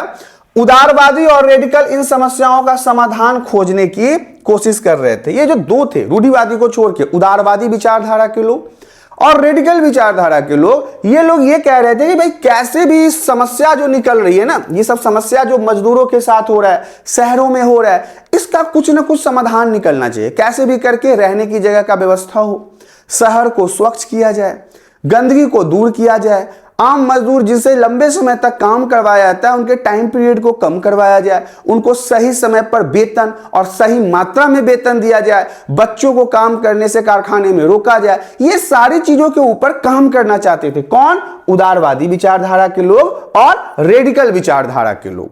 तो हमारा मुद्दा जो है ना वो थोड़ा थोड़ा आगे बढ़ रहा है। अब हम प्रोग्रेस कर रहे हैं वही फाइटिंग सीन की तरफ, मारपीट खून खराबा। देखिए, अब हमारा जो पॉइंट है वो कहता है कि राष्ट्रवादी आंदोलन। प्रश्न पूछा जा सकता है आपसे एग्जाम में कि राष्ट्रवादी आंदोलन से आप क्या समझते हैं, तो आपको बताना पड़ेगा 1815 के बाद कई देशों में क्रांति की कोशिश हुई। 1815 के बाद, 1815 के बाद कई सारे ऐसे देश थे जहां पे क्रांति की कोशिश हुई। मैंने आपको पहले ही बताया था कि जो फ्रेंच रेवोल्यूशन हुआ ना, तो उसको देख के ये बात यूरोप के कई देशों को अच्छा लगा, और अच्छा लगा तो वो क्या चाहते थे कि भाई राजतंत्र को खत्म करना है, हमें राजतंत्र तो चाहिए नहीं, राजतंत्र को समाप्त करना है, राजतंत्र को हटाना है। तो इसी कारण से 1815 के बाद, ये 1815 आपको याद होगा, ये समय जो था वो फ्रांस के क्रांति का समय है, वाटरलू के लड़ाई का समय है, नेपोलियन बोनापार्ट के समय को कहा जाता है। तो इसके बाद कई देशों में क्रांति की कोशिश हुई, जिसमें फ्रांस भी आता है, इटली भी आता है, जर्मनी भी आता है और रूस भी आता है। और फिलहाल हम रशियन क्रांति के बारे में पढ़ रहे हैं। इसका क्या मतलब है, ऐसा नहीं है कि फ्रांस के बाद सिर्फ और सिर्फ रशिया में ही क्रांति हुआ, नहीं भाई, ऑस्ट्रिया में भी हुआ, इटली में भी हुआ, जर्मनी में भी हुआ, कई सारे देशों में ना ये रेवोल्यूशन फैल गया, ये सोच फैल गई, ये क्रांति फैल गई। तो राष्ट्रवादी आंदोलन इसी को कहा जाता है कि कई सारे देशों में एक साथ एक ही सोच के आंदोलन का फैलना राष्ट्रवादी आंदोलन। और अपने राष्ट्र के प्रति प्यार, अपने राष्ट्र के प्रति जुनून, अपने राष्ट्र के प्रति समर्पण, यही राष्ट्रवादी आंदोलन कहलाता है। इस आंदोलन का उद्देश्य था समान अधिकार वाले राष्ट्रों की स्थापना। देखिए आ गया ना मुद्दा, यही तो हुआ था फ्रांस में। फ्रांस के लोगों ने क्या कहा? समानता का अधिकार चाहिए, हर व्यक्ति समान है। तू साला हमारे पूरे फ्रांस को 3 भाग में बांट दिया, पादरी वर्ग, कुलीन वर्ग और तीसरा को भिखमंगा समझा है। अब जबकि आपको पता है कि 90% जनसंख्या जो था वो तीसरे वर्ग का था, सबसे ज्यादा जनसंख्या, तब बेचारा के ऊपर यही सब राज कर रहा था। तो इसलिए कहा जाता है कि बुद्धिमान व्यक्ति जो होता है वो हमेशा राज करता है, हमेशा वो राजा होता है। और जो अनपढ़, गंवार, देहाती, जाहिल, बुद्धिहीन, दूसरों की बातों में बहकने वाले, अपने जाति पाति को लेके लड़ने वाले, अपने धर्मों को लेके लड़ने वाले लोग हमेशा ऐसे ही लड़ाइयों झगड़ों में रह जाते हैं। और ये जो कुछ लोग हैं तथाकथित लोग, ये हम पे राज करते हैं, ये हमारे ऊपर रूल करते हैं और हम उनके तलवे चाटते हैं। ऐसा ही हो रहा था। देखिए ये क्या कह रहे हैं कि समान अधिकार वाले राष्ट्रों की स्थापना। किसको देख लिया? फ्रांस को देख लिया। कहा कि भाई फ्रांस में तो हो गया, रसिया में शुरू है, इटली कह रहा है हम भी करेंगे, जर्मनी कह रहा है हम भी करेंगे। भाई हमको भी ऐसा ही समान वाला चाहिए, अच्छा लग रहा है, सब आदमी एक समान है, साला कोई बड़ा नहीं, कोई छोटा नहीं, कोई अमीर नहीं, कोई गरीब नहीं, हम भी सड़क पे चलेंगे, वो भी सड़क पे चलेगा, हम भी उसी कुएं से पानी पिएंगे जहां से वो पानी पीता है, हम भी वैसे ही बोलेंगे जैसे वो बोलता है, हम भी उसी स्कूल में पढ़ेंगे जिसमें वो पढ़ता है। तो ये सारी चीजें जो थी ना, ये समानता के अधिकार को दिखा रहा था। इटली के राष्ट्रवादी गिसिपे मेजरी ने भी राजा के खिलाफ आंदोलन चलाया। ध्यान से समझिएगा, किसका? इटली। अभी बताया ना, इटली में भी लोग क्या कह रहे थे? समानता लाओ भाई, स्वतंत्रता लाओ भाई, कोई बड़ा छोटा नहीं, सब एक समान, इक्वल, संविधान, बिल्कुल संविधान से देश चलेगा, जनता वोट देके सरकार चुनेगा भाई। हाँ, तो जो इटली के राष्ट्रवादी नेता थे गिसिपे मेजनी, इन्होंने भी राजा के खिलाफ कहा भाई भगा राजा को, साला को ये सब बहुत बहुत लूट लिया है, बहुत बेईमानी किया, बहुत मजा लिया है रानी के साथ। तो अब ये आंदोलन जो है वो राष्ट्रवादी आंदोलन के रूप में बदल गया और कई सारे देश इसमें शामिल थे। अलग अलग देशों में अलग अलग तरीकों से ये आंदोलन चल रहा था। अब हमारा अगला पॉइंट आ गया। फ्रांसीसी क्रांति में कई सारे पॉइंट्स हैं, आपके बुक में कई सारे पेज में ये चैप्टर है। मैं सारी पेज को ना आपको एक एज ए स्टोरी समझा दूंगा ताकि आप कभी इस चैप्टर को भूलोगे ही नहीं, जैसे फ्रांस की क्रांति को हमने किया। ये बहुत ही मजेदार चैप्टर सब है, अगर पढ़ने का मौका आपको मिले तो आप जरूर पढ़ें, क्योंकि इन चैप्टरों के माध्यम से आपको पढ़ने में बड़ा मजा आएगा, आपको अपने इतिहास को समझने में बड़ा मजा आएगा। अब हमारा अगला पॉइंट कहता है यूरोप में समाजवाद का आना। कैसे यूरोप में समाजवाद आया, समाजवादी सोच आई और लोगों ने इसे अपनाया या फिर लोगों ने इसे ठुकराया, लोगों का इसके ऊपर प्रतिक्रिया क्या था, इन सभी चीजों को समझेंगे। 19वीं सदी के मध्य तक समाजवाद एक महत्वपूर्ण विचार बन चुका था। कहां? यूरोप में। समाजवादी सोच जो थी, देखिए ये जो समाजवादी सोच थी ये एक महत्वपूर्ण विचार बन गया, थिंकिंग बन गया। कहां के लोगों के लिए? यूरोप के लोगों के लिए। यूरोप के 19वीं सदी के मध्य में, मतलब पिछले समय में, 19वीं सदी के मध्य के समय में ये जो समाजवाद था वो एक महत्वपूर्ण सोच बन गया था यूरोप के अंदर, यूरोप के देशों के लिए, यूरोप के अंदर देशों में रहने वाले लोगों के लिए। तो आपके मन में एक विचार आ रहा होगा कि भाई ठीक है, ये समाजवाद आ गया, कहां से आ गया भाई, क्या था समाजवाद? तो देखिए समाजवाद की मुख्य धारणा, समाजवाद एक विचारधारा था, एक सोच था, एक जीने का तरीका था, एक थिंकिंग थी, एक पावर था। तो वो क्या था? तो समाजवादियों का मानना था कि निजी संपत्ति समाज की समस्याओं का कारण है। ये जो समाजवादी सोच के व्यक्ति थे ये क्या कहते थे कि ये निजी संपत्ति है ना, प्राइवेट चीजें, पूंजीवाद वाला को बढ़ावा देता है, यही वो समस्या है जिसके कारण आम लोग अपने जीवन में परेशान हैं। क्या कहा? समाजवादियों का मानना क्या था कि निजी संपत्ति समाज की समस्याओं का कारण है, यही वो कारण है जिससे समाज के अंदर समस्या आ रही है। गरीबी बढ़ रहा है, चीजों के रेट बढ़ रहे हैं, लोगों को मजदूरी नहीं मिल रहा, लोगों को नौकरी नहीं मिल रहा। क्यों नहीं मिल रहा? तो यही निजी संपत्ति। किसने कहा? समाजवादियों ने कहा। संपत्ति पर पूरे समाज का नियंत्रण होना चाहिए। इन्होंने क्या कहा कि पूरे संपत्ति पे समाज का नियंत्रण होना चाहिए, समाज उसे कंट्रोल करेगा, चाहे कुछ भी हो, फैक्ट्री हो, जमीन हो, पूंजी हो, सब पे कौन कंट्रोल करेगा? समाज कंट्रोल करेगा। उनके अनुसार यदि समाज मिलकर उत्पादन और संसाधनों का उपयोग करे तो सबका भला होगा। बात तो इनका भी सही था। अगर पूरा समाज मिलके कंट्रोल करता है संसाधनों को तो उससे क्या होगा कि उससे जो उत्पादन होगा, प्रोडक्शन होगा, उससे पूरे समाज का कल्याण होगा। उसमें पूरे समाज नौकरी कर पाएंगे, लोगों को अच्छा रोजगार मिलेगा, उत्पादन जब होगा, प्रोडक्शन जब होगा और वो मार्केट में बिकेगा तो उससे आने वाले पैसों से उन्हीं समाजों के लोगों का भला हो पाएगा, कल्याण हो पाएगा। हालांकि सोच इनका भी सही था कि अच्छा, आपको यहां पे मुख्य रूप से समझना था समाजवाद की मुख्य धारणा कि समाजवाद के लोग का विचार कैसा था। अब देखिए समाजवादियों के विचार। अब समाजवाद के विचार को मानने वाले व्यक्तियों के बारे में बात करते हैं। सबसे पहले नंबर पे आता है रॉबर्ट ओवन। अब देखिए ओवेन जो थे, रॉबर्ट ओवेन, ये कौन से विचारधारा को फॉलो करते थे? समाजवादी विचारधारा को। इंग्लैंड के उद्योगपति रॉबर्ट ओवन ने अमेरिका में न्यू हार्मोनी नामक समुदाय बनाने का प्रयास किया। यह एक सामूहिक समाज का प्रयोग था। देखिए उद्योगपति थे, ऑलरेडी करोड़पति थे, लेकिन उन्होंने क्या किया? इंग्लैंड के उद्योगपति थे। पहले तो ये याद रखिएगा ये इंग्लैंड के रहने वाले थे, नाम है रॉबर्ट ओवन। अमेरिका में इन्होंने न्यू हार्मोनी नामक समुदाय बनाने का प्रयास किया। एक ऐसा समुदाय, एक ऐसा समाज बनाने का प्रयास किया। यह एक सामूहिक समाज का प्रयोग था। कैसे एक समूह में समाज को लेके इनके जीवन को बेहतर और भविष्य को अच्छा किया जा सकता है। ये काफी इंपॉर्टेंट रहेगा आपके एग्जाम के लिए। नाम बस याद रखना है। रॉबर्ट ओवन कहां के रहने वाले थे? इंग्लैंड के रहने वाले थे। इन्होंने क्या किया? अमेरिका में न्यू हार्मोनी नामक समुदाय बनाकर उनके जीवन को बेहतर बनाने का प्रयास किया। दूसरा था लुई ब्लॉन्क, ये भी याद रखिएगा, ये दूसरे नंबर पे आते हैं। इन्होंने क्या किया इसके बारे में भी जान लेते हैं। एक दो आपको एग्जाम्पल याद रखना होगा। फ्रांस के लुई ब्लॉन्क चाहते थे कि सरकार सामूहिक उद्योगों को बढ़ावा दे। कहां के रहने वाले थे? पहला वाला कहां का था? इंग्लैंड का। दूसरा वाला कहां से निकला? फ्रांस का। लुई ब्लॉन्क, लुई 16वां का याद होगा, फ्रांसीसी क्रांति में लगता है उसी का कोई रिश्तेदार बच गया था, शायद इसका गुलेटिन नहीं हुआ, कोई बात नहीं। फ्रांस के लुई ब्लॉन्क चाहते थे कि सरकार सामूहिक उद्योग को बढ़ावा दे। जो समाजवादी विचारधारा के लोग थे वो चाहते थे, एक तो वो प्राइवेट प्रॉपर्टी के खिलाफ थे, तो उन्होंने कहा कि क्या कहा? सामूहिक उद्योग को बढ़ावा दो। उद्योग को ऑपरेटिव कहा जाता था। ध्यान समझिएगा, जब सामूहिक उद्योग की बात आएगी तो ऐसे उद्योग को ऑपरेटिव के नाम से जाना जाता था। ये नंबर 2 के व्यक्ति थे समाजवादी विचारधारा के, जो इस प्रकार के सामूहिक उद्योग को बढ़ावा देना चाहते थे। यह भी काफी महत्वपूर्ण रहेगा, आपके बुक में दिया हुआ है और एग्जाम्पल के तौर पर आपको याद रखना है। अब जो आता है मुद्दा वो काफी इंपॉर्टेंट है। हम एक ऐसे व्यक्ति का नाम बताने जा रहे हैं आपको, कार्ल मार्क्स और फ्रेडरिक एंगल्स।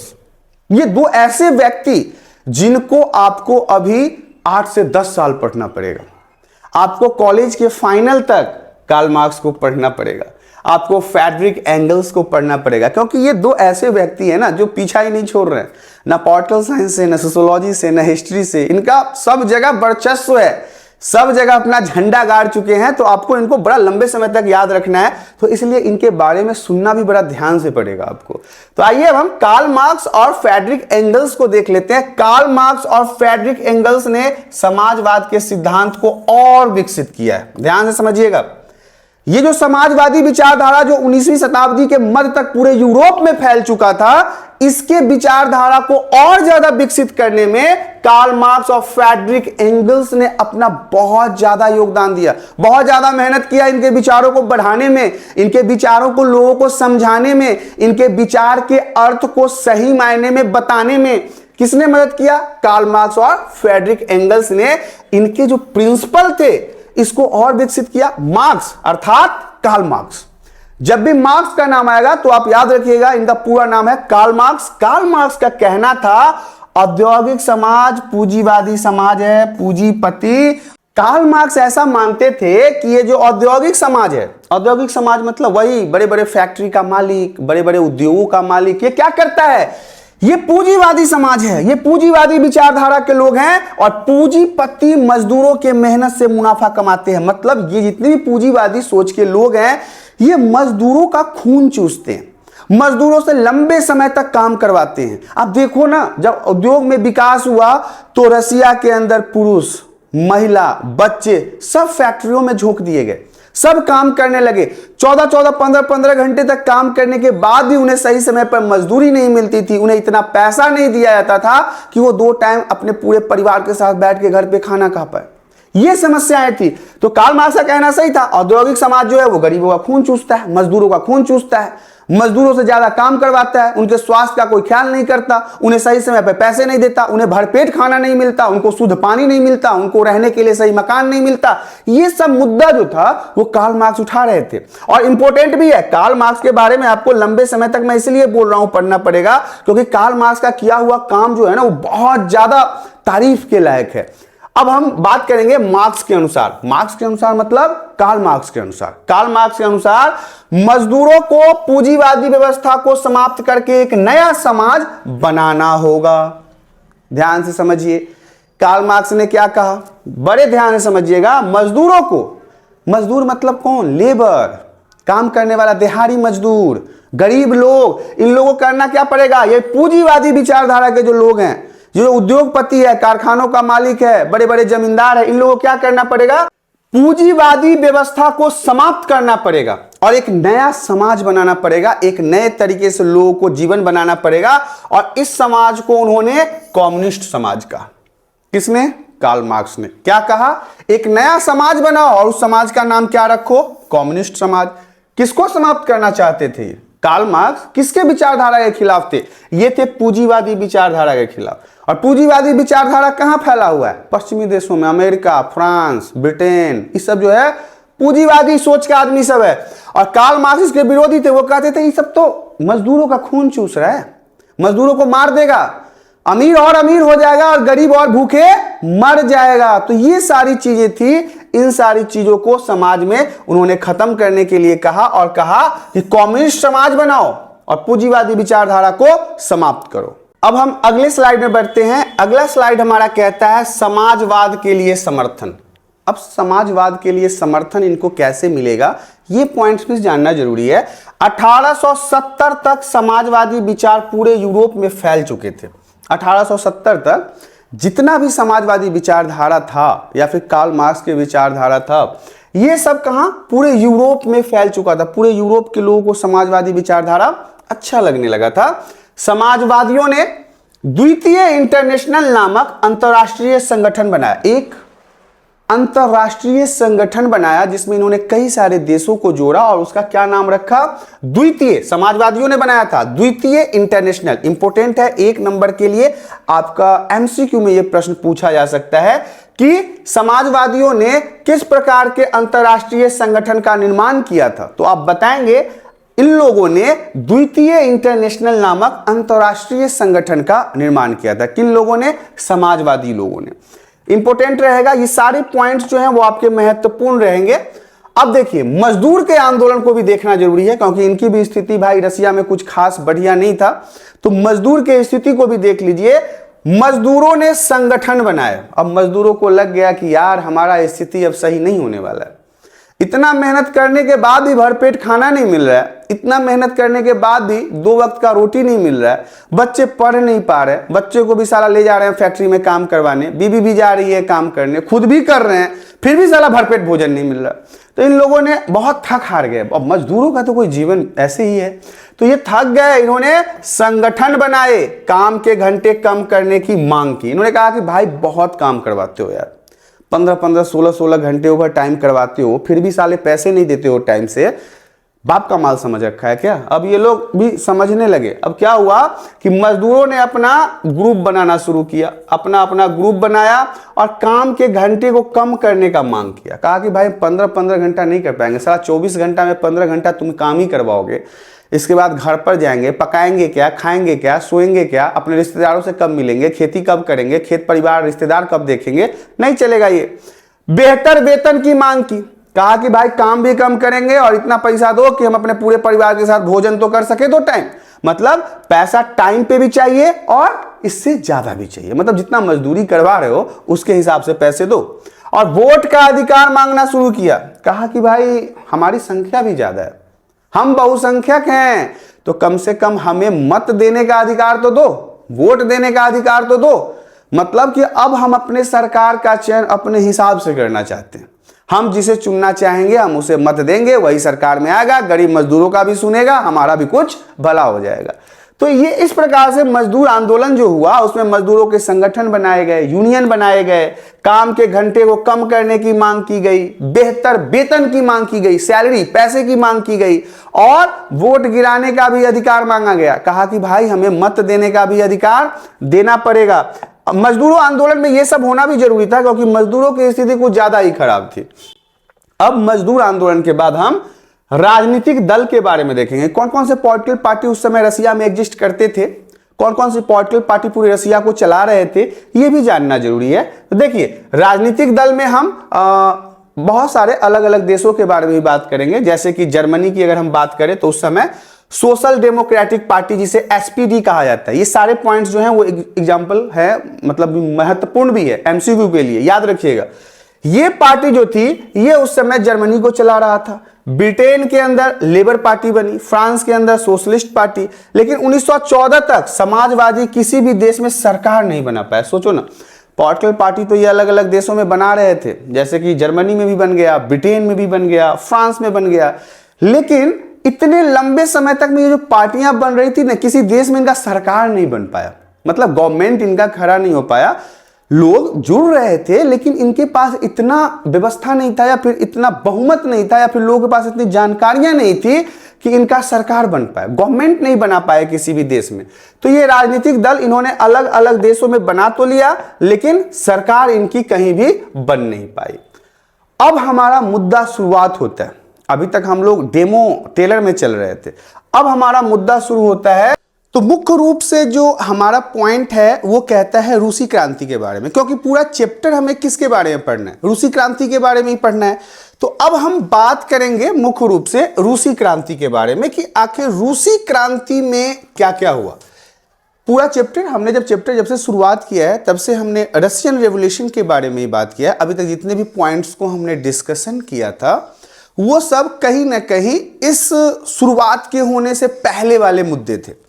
तो देखिए, 1917 में रूस में एक बड़ी क्रांति हुई जिसे रूसी क्रांति कहा जाता है। इस पॉइंट को आपको याद रखना है। 1917 में रूस में एक बहुत बड़ी क्रांति हुई, बहुत बड़ा रेवोल्यूशन हुआ। जैसे फ्रांस में हुआ था वैसे ही रूस में भी हुआ, जिसे हम क्या कहते हैं, रूसी क्रांति कहते हैं। 1 नंबर के लिए प्रश्न एमसीक्यू में आपसे पूछा जा सकता है कि रूसी क्रांति कब हुई थी, तो आप बताओगे 1917 में रूस के अंदर जनता के माध्यम से एक बहुत बड़ी क्रांति हुई जिसे हम क्या कहते हैं, रशियन रेवोल्यूशन।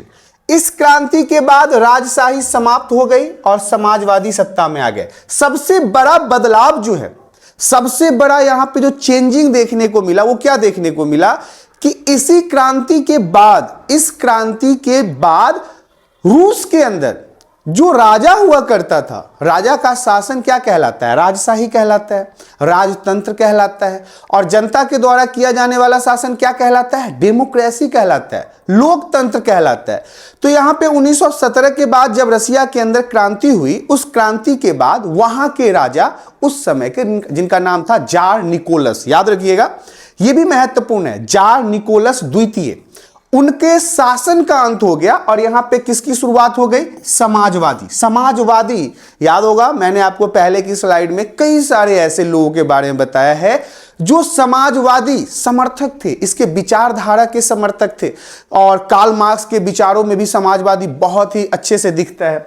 तो यहां पे ये पॉइंट्स आपको समझ में आ गया होगा। अब हम आपको आगे की स्लाइड में लेके चलते हैं। अगला स्लाइड हमारा जो है एक इमेज है, इसको बड़ा ध्यान से समझना है। ये इमेज मैंने स्पेशली आप सभी को इस चैप्टर को समझाने के लिए ही बनाया था, ताकि आपको ये चीजें बहुत ही अच्छे से समझ में आ जाए।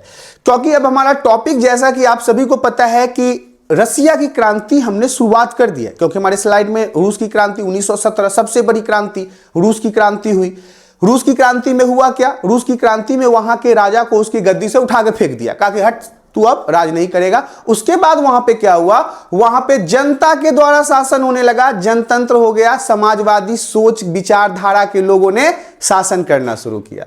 तो यहां पे ये जो इमेज है, इस इमेज में आपको मुख्य रूप से समझना है रूस और रूस के क्रांति के बारे में। आसानी से समझ जाएगा। ये इमेज जो है ये पूरे चैप्टर को एक्सप्लेन करता है, पूरे चैप्टर को। अभी तक मैंने आपको जितने भी बातों को बताया है या फिर इसके बाद जितने भी बातों को बताऊंगा, उन सारे पॉइंट्सों को सिर्फ और सिर्फ ये एक इमेज आपको एक्सप्लेन कर देगा, डिस्क्राइब कर देगा। कैसे? तो देखिए, रूस और रूसी क्रांति, यही हमारा चैप्टर था, यही चैप्टर का नाम है। तो इसमें क्या हुआ, ये हमारे यहां का नक्शा है, ये जो है वो रूस का मैप है, इसे समझाता हूं मैं आपको। यहां पे क्या हुआ कि यहीं पे क्रांति शुरू हुई, यहां पे क्या हुआ, क्रांति शुरू हुई। इसके बाद क्या हुआ कि जार, अब देखिए यहां पे मैंने अभी आपको बताया था ना कि जार निकोलस द्वितीय जो है वही रसिया का राजा हुआ करता था। जैसे लुई 16वां फ्रांस का हुआ करता था, ऐसे ही जार निकोलस द्वितीय जो था यही वो व्यक्ति है और ये उनकी रानी है जिनका शासन कहां हुआ करता था, रूस के अंदर हुआ करता था। तो जार की निरंकुश सत्ता थी। अब सबसे पहले थोड़ा सा बायोग्राफी ना हम जार निकोलस के बारे में भी समझ लेते हैं। देखिए, राजा जो था ना वो निरंकुश था, मतलब शैतान था, आप कह सकते तो हरामी था साला। वो क्या करता था, अपने हिसाब से जनता को चलाता था, जनता का कुछ सुनता ही नहीं था। जो उसका मन हुआ वो करे, जो उसकी इच्छा हो वो करे, जो समझ में आए वो करे। जनता का कोई वैल्यू नहीं, जनता को कुछ पूछना नहीं, जनता को सताना इनका काम था। तो यहां पे जार निकोलस का जो शासन था वो निरंकुश था, जिस पर कोई अंकुश नहीं, जो मन है राजा को वो वही करता था। अब देखिए 1905 में भी क्रांति हुई, जिसको हम खूनी रविवार के नाम से जानते हैं। इस क्रांति के बारे में भी हम एक्सप्लेन करेंगे आपको। इस क्रांति को भी समझना महत्वपूर्ण है, क्योंकि एग्जाम में अक्सर आपके पूछा जाता है कि खूनी रविवार से आप क्या समझते हो, 1905 की क्रांति से क्या समझते हो। तो ये सारे वो पॉइंट्स हैं जिसके बारे में हमको डिस्कशन करना है। इसके अलावा अब हमें फरवरी की क्रांति के बारे में भी समझना है कि फरवरी की क्रांति से क्या समझते हो। 1917 में फरवरी की क्रांति भी हो गई। अब फरवरी का क्रांति भी जो है वो एक चैप्टर का बहुत ही महत्वपूर्ण पॉइंट है, तो इसे भी समझेंगे। अब देखिए, इसके अलावा अक्टूबर की क्रांति भी हुई 1917 में। एक ही साल में दो बार क्रांति हो गया। अब यहां पे देखिए ना, फरवरी में क्रांति हुआ, यहां पे अक्टूबर में क्रांति हो गया। इसके बाद लेनिन और बोल्शेविक पार्टी का भी जो उजागर हुआ है, इसके बारे में भी पढ़ेंगे। मुख्य रूप से इस चैप्टर में यही वो मुद्दे हैं, यही वो पॉइंट्स है जो आपके एग्जाम में अक्सर पूछा जाता है और ये महत्वपूर्ण भी है।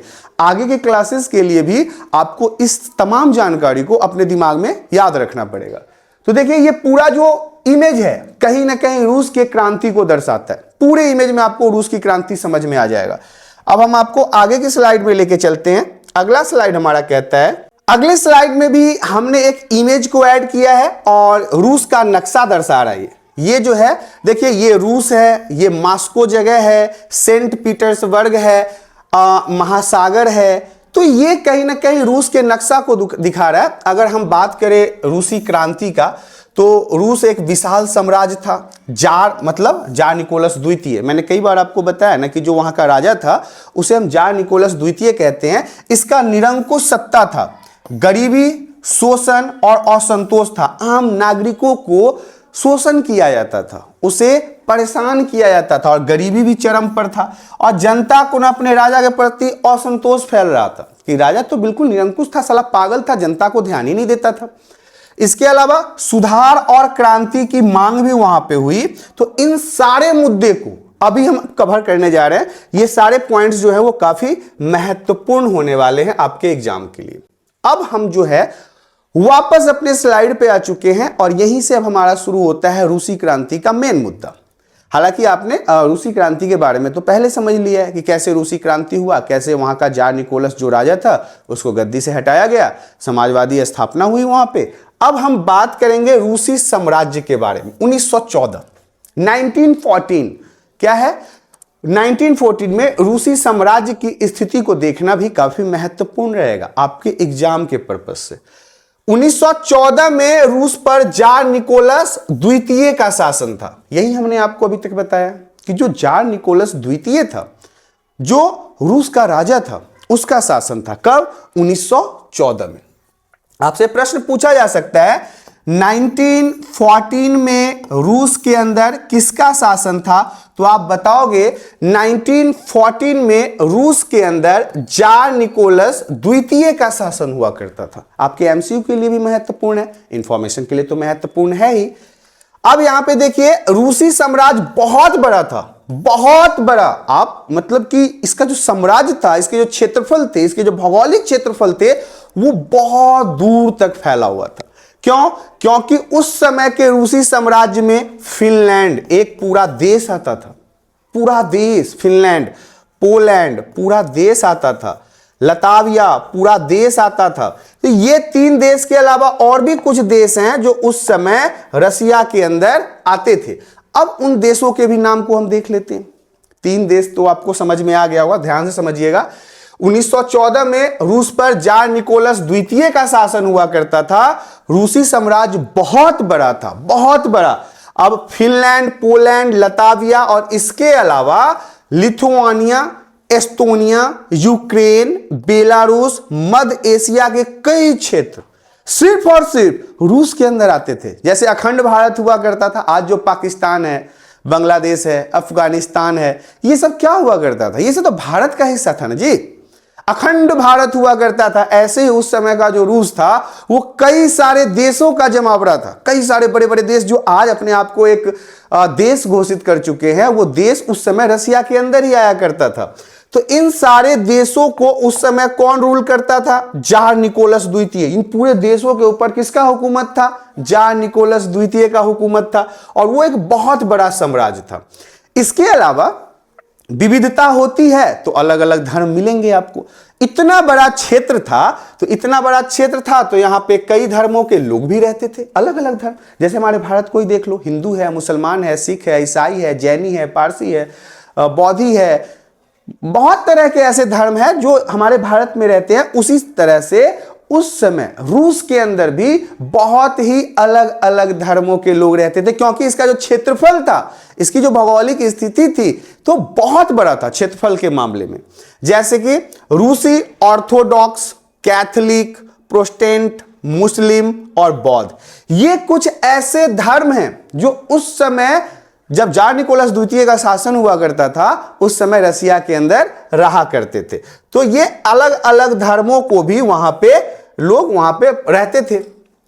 अब जरा बात कर लेते हैं वहां के अर्थव्यवस्था के बारे में। अर्थव्यवस्था भी तो समझना जरूरी है, क्योंकि इतनी देर से हमने रसिया के बारे में पढ़ा, उसके अंदर के मौजूद देशों के बारे में पढ़ा, वहां के धर्म के बारे में पढ़ा, वहां के उद्योग के बारे में पढ़ा, वहां के क्रांति के बारे में पढ़ा, वहां पे किसका शासन हुआ करता था उसके बारे में पढ़ा। लेकिन अभी तक हमने उसके मतलब अर्थव्यवस्था के बारे में नहीं पढ़ा कि भाई तेरा काम क्या था, मतलब मुख्य रूप से तू करता क्या था? खेती करता था, चोरी करता था, गुंडागर्दी करता था, लूटपाट करता था, या तू आईटी सेक्टर में काम करता था? तेरे पास खनिज था, तेल था, पेट्रोल था क्या? तेरा अर्थव्यवस्था किस चीज पे टिका हुआ था? अब हम उसी चीज के बारे में बात करेंगे कि अर्थव्यवस्था और समाज कहां का?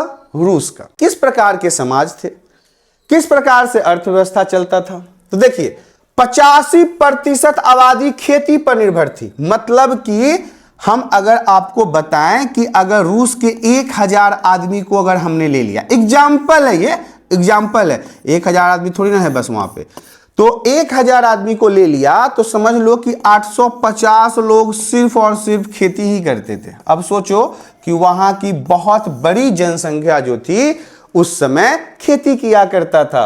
रूस का 85% आबादी सिर्फ और सिर्फ खेती पर निर्भर करता था। यह यूरोप के अन्य देशों से बहुत अधिक था। यूरोप के अन्य देशों से बहुत अधिक था कहने का क्या मतलब है? यूरोप में और भी देश थे, लेकिन सभी देशों में इस तरह का आंकड़ा नहीं था। आंकड़ा कहने का मतलब है इतनी ज्यादा आबादी खेती नहीं किया करती थी, कुछ और व्यापार भी होता था। लेकिन रसिया में उस समय 85% लोगों के द्वारा सिर्फ और सिर्फ खेती ही होता था। खेती इनका प्रमुख अर्थव्यवस्था का साधन था।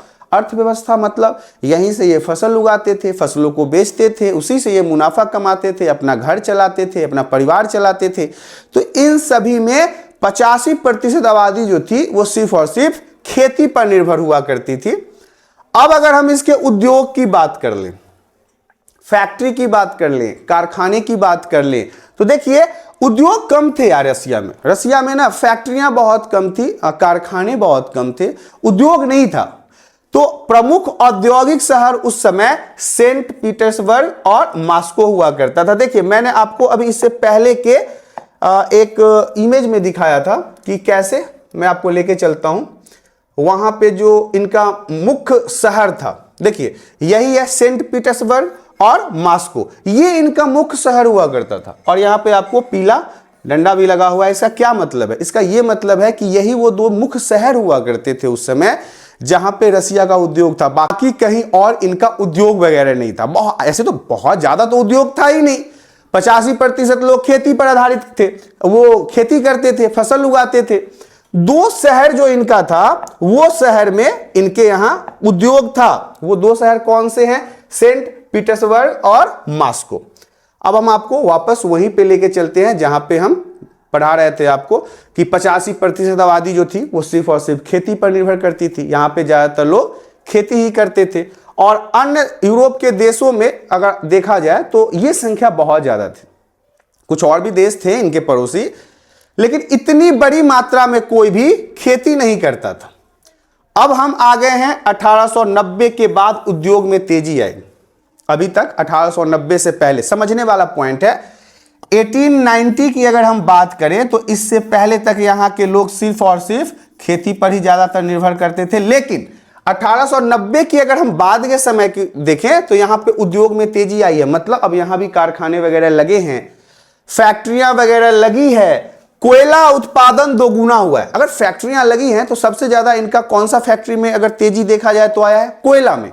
इन्होंने कोयला को निकालने में सबसे ज्यादा मेहनत किया और उसके उत्पादन को दोगुना किया। स्टील उत्पादन 4 गुना बढ़ा। स्टील तो आप समझते हैं ना, इस्पात, लोहा, स्टील, इसको बनाने में इन्होंने अपने उद्योग को 4 गुना बढ़ाया। पहले जितना मान लो अगर 1 था तो अब वो 4 हो गया, 2 था उसके आप 4 गुना कर लीजिए। तो इस तरह से इन्होंने अपने उद्योग को ग्रोथ किया है। यहां पे अब मजदूरों की स्थिति को भी देखना जरूरी है कि जो लेबर थे, जो वर्कर थे, जो काम करने वाले लोग थे, उनकी स्थिति कैसी थी, वो किस प्रकार से अपने जीवन को जी रहे थे। तो काम के घंटे बहुत लंबे थे। हमने इससे पहले भी इस बात को डिस्कशन किया था कि फैक्ट्री मजदूर जो थे और जो कारखानों में काम करने वाले व्यक्ति थे उनसे काफी लंबे लंबे समय तक काम करवाया जाता, 15-15 घंटे।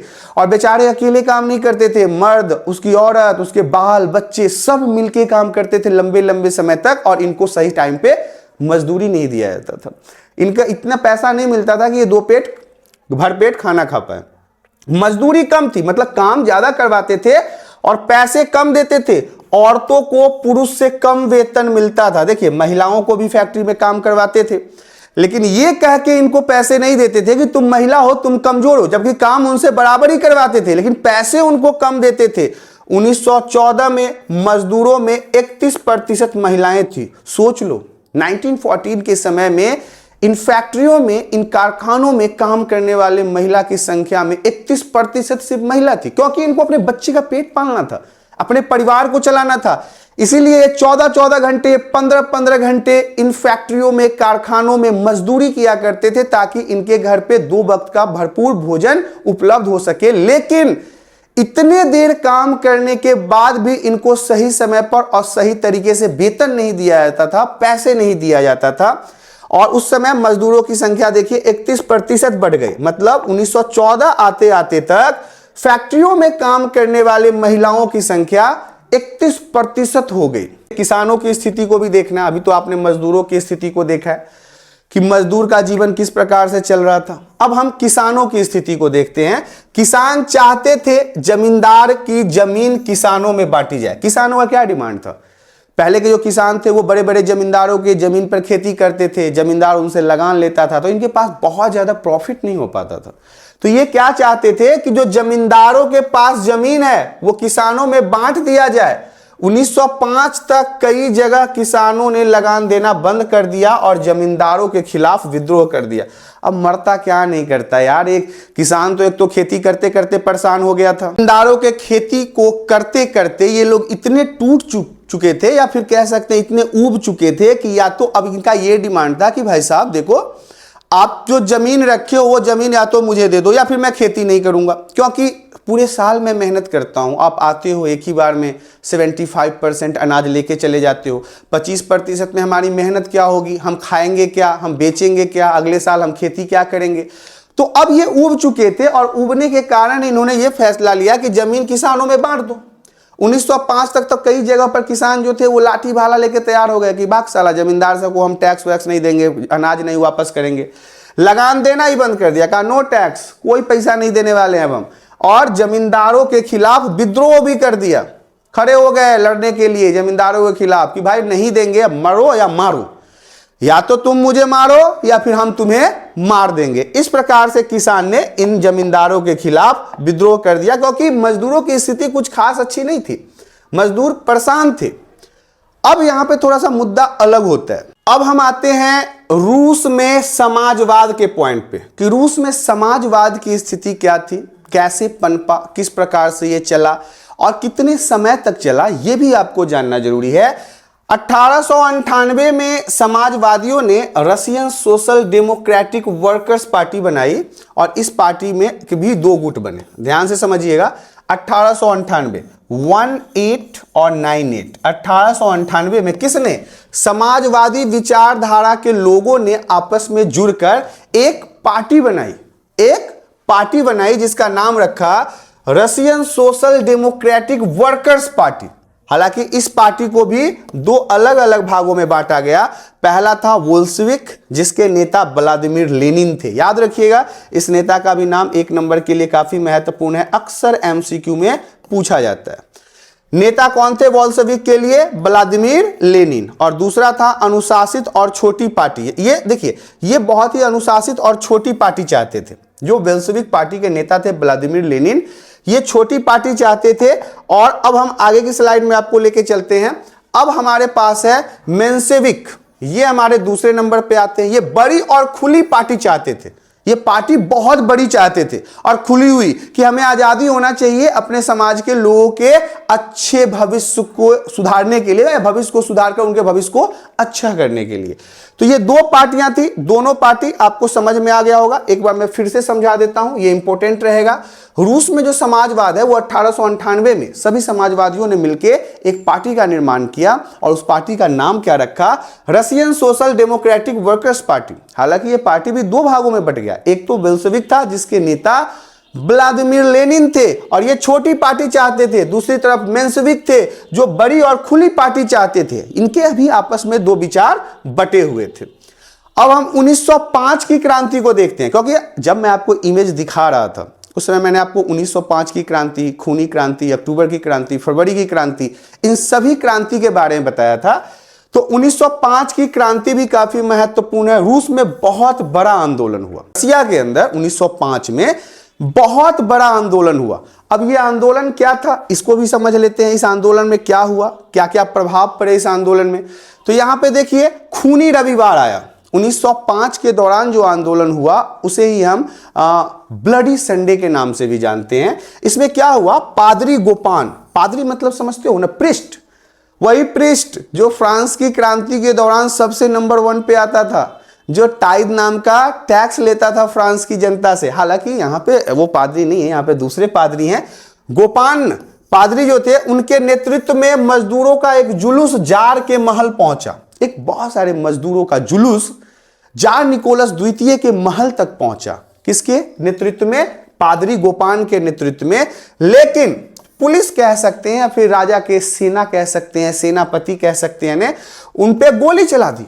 मतलब वो व्यक्ति सब चुपचाप खड़ा हुआ और उनके सेनाओं ने उस पर गोली चला दी। 100 से अधिक मजदूर मारे गए एट ए टाइम। जब गोलियां चली तो इसमें 100 से ज्यादा मजदूर उसी समय मर गए और इसी घटना को ब्लडी संडे के नाम से जाना जाता है। बड़े ही ध्यान से समझ लीजिए, आपसे एग्जाम में अक्सर पूछा जाता है कि ब्लडी संडे या खूनी रविवार से आप क्या समझते हैं। तो आप बताओगे कि पादरी गोपान के नेतृत्व में मजदूरों का एक जुलूस जार निकोलस द्वितीय के महल तक पहुंचा। महल पर पहुंचते ही राजा का दिमाग घूम गया।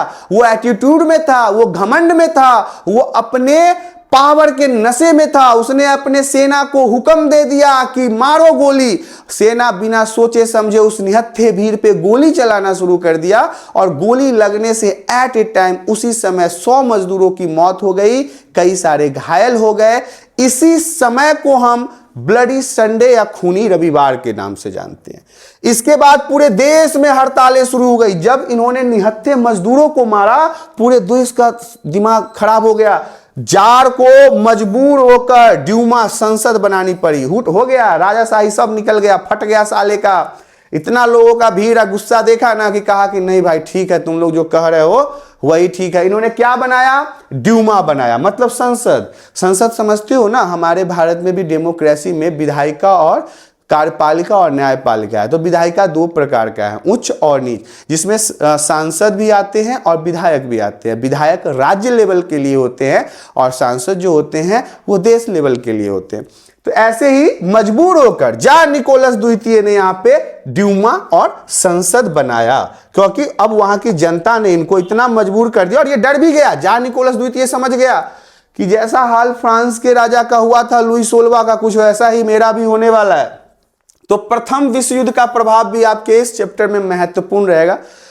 अगर आपसे प्रश्न पूछा जाता है कि फर्स्ट वर्ल्ड वॉर अर्थात प्रथम विश्व युद्ध कब हुआ था, तो आप बताएंगे 1914 से लेके 1918 तक के टाइम पीरियड में जो वार हुआ था उसे हम फर्स्ट वर्ल्ड वॉर कहते हैं। याद रखिएगा, वेरी वेरी इंपॉर्टेंट। 1914 में पहला विश्व युद्ध शुरू हुआ। शुरू में लोगों ने जार का समर्थन किया। शुरुआत में जब जार युद्ध के लिए एकदम तर कर रहा था, लोग भी समर्थन कर रहे थे, चल ठीक है राजा सही कर रहा है। लेकिन बाद में सेना को भारी नुकसान हुआ, सेना का हालत खराब हो गया, मारे गए, राशन खत्म, सब चीज डिस दैट हो गया। सेना सोच रहा है कि साला ये युद्ध किसी और का, मर कोई और रहा है, हम साला राजा का सपोर्ट ही नहीं करेंगे। अब वो क्या हुआ, लाखों लोग मारे गए, इसमें भोजन की कमी हो गई। 1916 तक शहरों में रोटी की भारी कमी हो गई, ये हाल हो गया।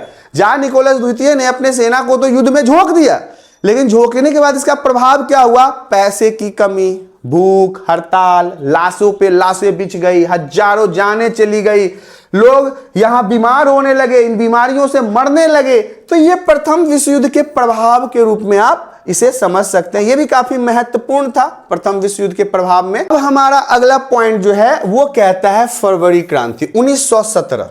1917 में जो क्रांति हुई है, ये फरवरी के महीने में ये क्रांति हुई, इसीलिए इसे हम फरवरी क्रांति कहते हैं। 1917 में पात्रोग्राद में मजदूरों ने हड़ताल शुरू कर दिया। मजदूर ने हड़ताल शुरू किया क्योंकि आपने मजदूरों की हालत देख तो ली। 15-15 घंटे बेचारा घर में काम कर रहा है। 15-15 घंटे काम करने के बाद वो घर आएगा, क्या खाएगा, क्या सोएगा, क्योंकि सुबह फिर से 15 घंटे काम करने। तो मजदूरों की स्थिति सबसे दयनीय थी। उन्हें जबरदस्ती लंबे समय तक काम करवाया जाता था, टाइम से उनको पैसे नहीं दिए जाते थे, तो इनकी स्थिति खराब थी। तो मजदूरों ने क्या कर दिया? हड़ताल। भाई भाग सारा, तेरे फैक्ट्री में काम ही नहीं करेंगे। सब मजदूर सब यूनियन बना लिया, सब ग्रुप बना लिया कि भाई कल से इसका फैक्ट्री पे ताला लगा दो, कोई मजदूर नहीं आएगा। अब सारा मालिक अकेले काम थोड़ी ना करेगा फैक्ट्री में, क्या क्या काम करेगा? कोई भी फैक्ट्री मजदूरों से चलती है, मालिक से नहीं। कोई कंपनी उसके स्टाफ से चलता है, उसके मैनेजर से नहीं। तो यहां पे सारे वर्कर ने हड़ताल कर दिया, कहा कि नहीं भाई नहीं काम करेंगे, तुम बहुत लंबा काम करवाते हो हमसे। 22 फरवरी का टाइम आया, एक फैक्ट्री बंद हो गई। फैक्ट्री मालिक को समझ में आ गया कि मजदूर सबका सायरन बज गया है दिमाग का। भाई 23 फरवरी का समय आया, महिलाओं के नेतृत्व में बड़ी हड़ताल हो गई। अभी तक तो पुरुषे, अभी तक तो मर्द हल्ला कर रहा था, अब महिला भी लगी, चला नहीं काम करेंगे तेरे फैक्ट्री में, और हड़ताल करो। 27 फरवरी तक सैनिकों ने भी विद्रोह कर दिया। ले, राजा के खिलाफ सैनिक भी कहा है तू मरवा दिया साला, इतना आदमी को भूख से मर गए, बीमारी फैल रहा है, न कोई दवाई है न सुरक्षा, फालतू में तुम मरवाए जा रहा है। ले, सैनिकों भड़क गया। किस पे भड़क रहा है? सब जार निकोलस द्वितीय पर। कह रहा है साला बहुत बदतमीज है, नहीं ये इसको जनता दिखाई दे रहा है, न सेना दिखाई दे रहा है, खाली अपना महल में बैठ के खुद मौज ले रहा है। तो यहां पे अंतोगत तो आप देख रहे होंगे कि राजा के खिलाफ सैनिक और जनता दोनों हो गई। परिणाम क्या हुआ? रिजल्ट में क्या आया? रिजल्ट में ये हुआ जार निकोलस को गद्दी छोड़ना पड़ा, कुर्सी से उसे उठाकर फेंक दिया। इसको हटाओ भाई, ये बहुत बड़ा पागल राजा है, इसको हटाओ। अंतरिम सरकार बनाई गई, मजदूरों ने सोवियत परिषद बनाया। अब मजदूर का भाई जनसंख्या अभी तो बहुत ज्यादा था, मजदूर सब मिलके एक अपना पूरा सोसाइटी बनाया। आप कह सकते हैं इन्होंने अपना खुद का ही सरकार बनाया, क्योंकि जार निकोलस द्वितीय को उन्होंने गद्दी से हटा दिया। कहा पागल राजा है साला, कभी कुछ कभी कुछ कभी कुछ करता है। इसको यही नहीं पता है कि इसका जनता भूखे मर रहा है, इसके जनता के साथ क्या हाल हो रहा है, सैनिक मारे जा रहे हैं, सैनिकों को खाने के लिए खाना नहीं था, तुमने साला भेज दिया उसको फर्स्ट वर्ल्ड वार में, खाना रोटी वगैरह भी तो भेजता, वो तो भेजा ही नहीं, भूखे बेचारा कितना दिन लड़ेगा, मर गया सब उधरे। तो ये सारी स्थिति थी, जार निकोलस द्वितीय को गद्दी से लात मार के हटाया गया। अब हम फरवरी के बाद के समय को देखते हैं कि फरवरी के बाद का समय कैसा था। फरवरी के बाद क्या हुआ, लेनिन अप्रैल 1917 में रूस लौटे। ये लेनिन जो थे, जो वहां के राजा नहीं कह सकते, सॉरी, वो वहां के नेता थे, बोल्शेविक नेता। 1917 में रूस लौटे। उन्होंने 3 प्रमुख मांगे रखी। सबसे पहले आते उन्होंने 3 प्रमुख मांगे रखी। पहला तो बोला युद्ध समाप्त किया जाए, ये युद्ध ना चौलबे दादा, युद्ध नहीं चाहिए, युद्ध जो चल रहा है उसमें बहुत नुकसान हो रहा है। तो पहला मांग क्या किया, युद्ध को समाप्त करो। दूसरा मांग था जमीन किसानों को दिया जाए। ये जो बड़ा बड़ा जमींदार सब जमीन पे कब्जा करके बैठा है, इसे सभी गरीब जमीन मतलब मजदूरों में बांट दो। तीसरा था बैंक का राष्ट्रीयकरण करो, नेशनलाइज करो पूरे बैंक को, और इसे अप्रैल थीसिस के नाम से भी जाना जाता है। इसे भी याद रखिएगा, 2 नंबर में पूछा जाता है अक्सर। यदि आपसे एग्जाम में पूछा जाता है कि अप्रैल थीसिस के बारे में बताओ, तो आप बताएंगे लेनिन 1917 में रूस वापस लौटे और लौटते उन्होंने 4 मांगों को रखा, जिसमें सबसे पहला मांग था युद्ध समाप्त होना चाहिए, जमीन किसानों को दिया जाना चाहिए, बैंकों का राष्ट्रीयकरण होना चाहिए, और इसे ही हम क्या कहते हैं, अप्रैल थीसिस के नाम से जानते हैं। काफी महत्वपूर्ण पॉइंट्स है ये भी, अप्रैल थीसिस आपसे एग्जाम में अक्सर पूछा जाता है इसके बारे में। अब हम वापस आ गए हैं अक्टूबर क्रांति 1917 के बारे में। अब हम चैप्टर के बहुत लास्ट के करीब हैं। 1917 में क्या हुआ, अक्टूबर क्रांति हुआ। लेनिन और ट्रोट्स्की के नेतृत्व में बोल्शेविकों ने विद्रोह किया। बोल्शेविक जो थे, जो समाजवादी पार्टी के जो लोग थे, जिन्होंने अपनी एक पार्टी बनाई थी, उसी में 2 पॉइंट्स थे ना, तो उसके जो लोग थे उसमें लेनिन और ट्रोट्स्की के नेतृत्व में बोल्शेविकों ने विद्रोह कर दिया। 24 अक्टूबर 1917 सरकारी कार्यालयों पर कब्जा कर लिया। सारा जो सरकार का जो ऑफिस था सबको हथियार लिया, कबाक सौलाओ इधर। विंटर पैलेस पर हमला कर दिया। विंटर पैलेस वही था जहां पे जार निकोलस द्वितीय बड़ा आराम से रहता था रानी के साथ। मंत्रियों को भी गिरफ्तार कर लिया, कहा कि राजा का साथी सब है, सब चलो अंदर, सबको गिरफ्तार करके जेल में डालो। और फिर क्या हुआ, कुछ ही समय में बोल्शेविक सत्ता में आ गया। वहां पे बोल्शेविक पार्टी का सरकार बन गया, समाजवादियों का सरकार बन गया। सबको अपने अंदर कंट्रोल में लेके सबको जेल में ठूंस दिया और कहा कि अब किसका सरकार, बोल्शेविक का सरकार। एक नए सरकार की यहां पे अब शुरुआत हो गई है, जो सरकार है बोल्शेविकों का। अक्टूबर की क्रांति के बाद क्या क्या बदला। अक्टूबर की क्रांति में तो आपने समझ लिया कि लेनिन के नेतृत्व में सभी बोल्शेविकों ने संग्राम किया, क्रांति किया। उसके बाद सारा मंत्री फंत्री को, सरकारी ऑफिस को अपने कब्जे में लेके वहां पे समाजवादियों का सरकार बन गया। लेकिन इसके बाद बदला क्या क्या, तो बोल्शेविक सरकार ने कई बड़े फैसले लिए। जब ये सरकार बनाया ना इन्होंने रसिया के अंदर, तो कई सारे फैसले लिए, जिसमें उद्योगों का इन्होंने क्या कर दिया, राष्ट्रीयकरण कर दिया। सबसे पहला बदलाव, जितना भी उद्योग था सबको राष्ट्रीयकरण। बैंक पर सरकारी नियंत्रण, मतलब राष्ट्रीयकरण का मतलब नहीं समझे, राष्ट्रीयकरण का मतलब होता है जिसपे सरकार अपने अंदर में ले ले। तो उद्योग को भी अपने अंदर ले लिया, बैंकों को भी अपने अंदर ले लिया, जमीन को सामाजिक संपत्ति घोषित कर दिया कि भाई समाज का हो गया, कोई भी व्यक्ति उसको कब्जा नहीं करेगा।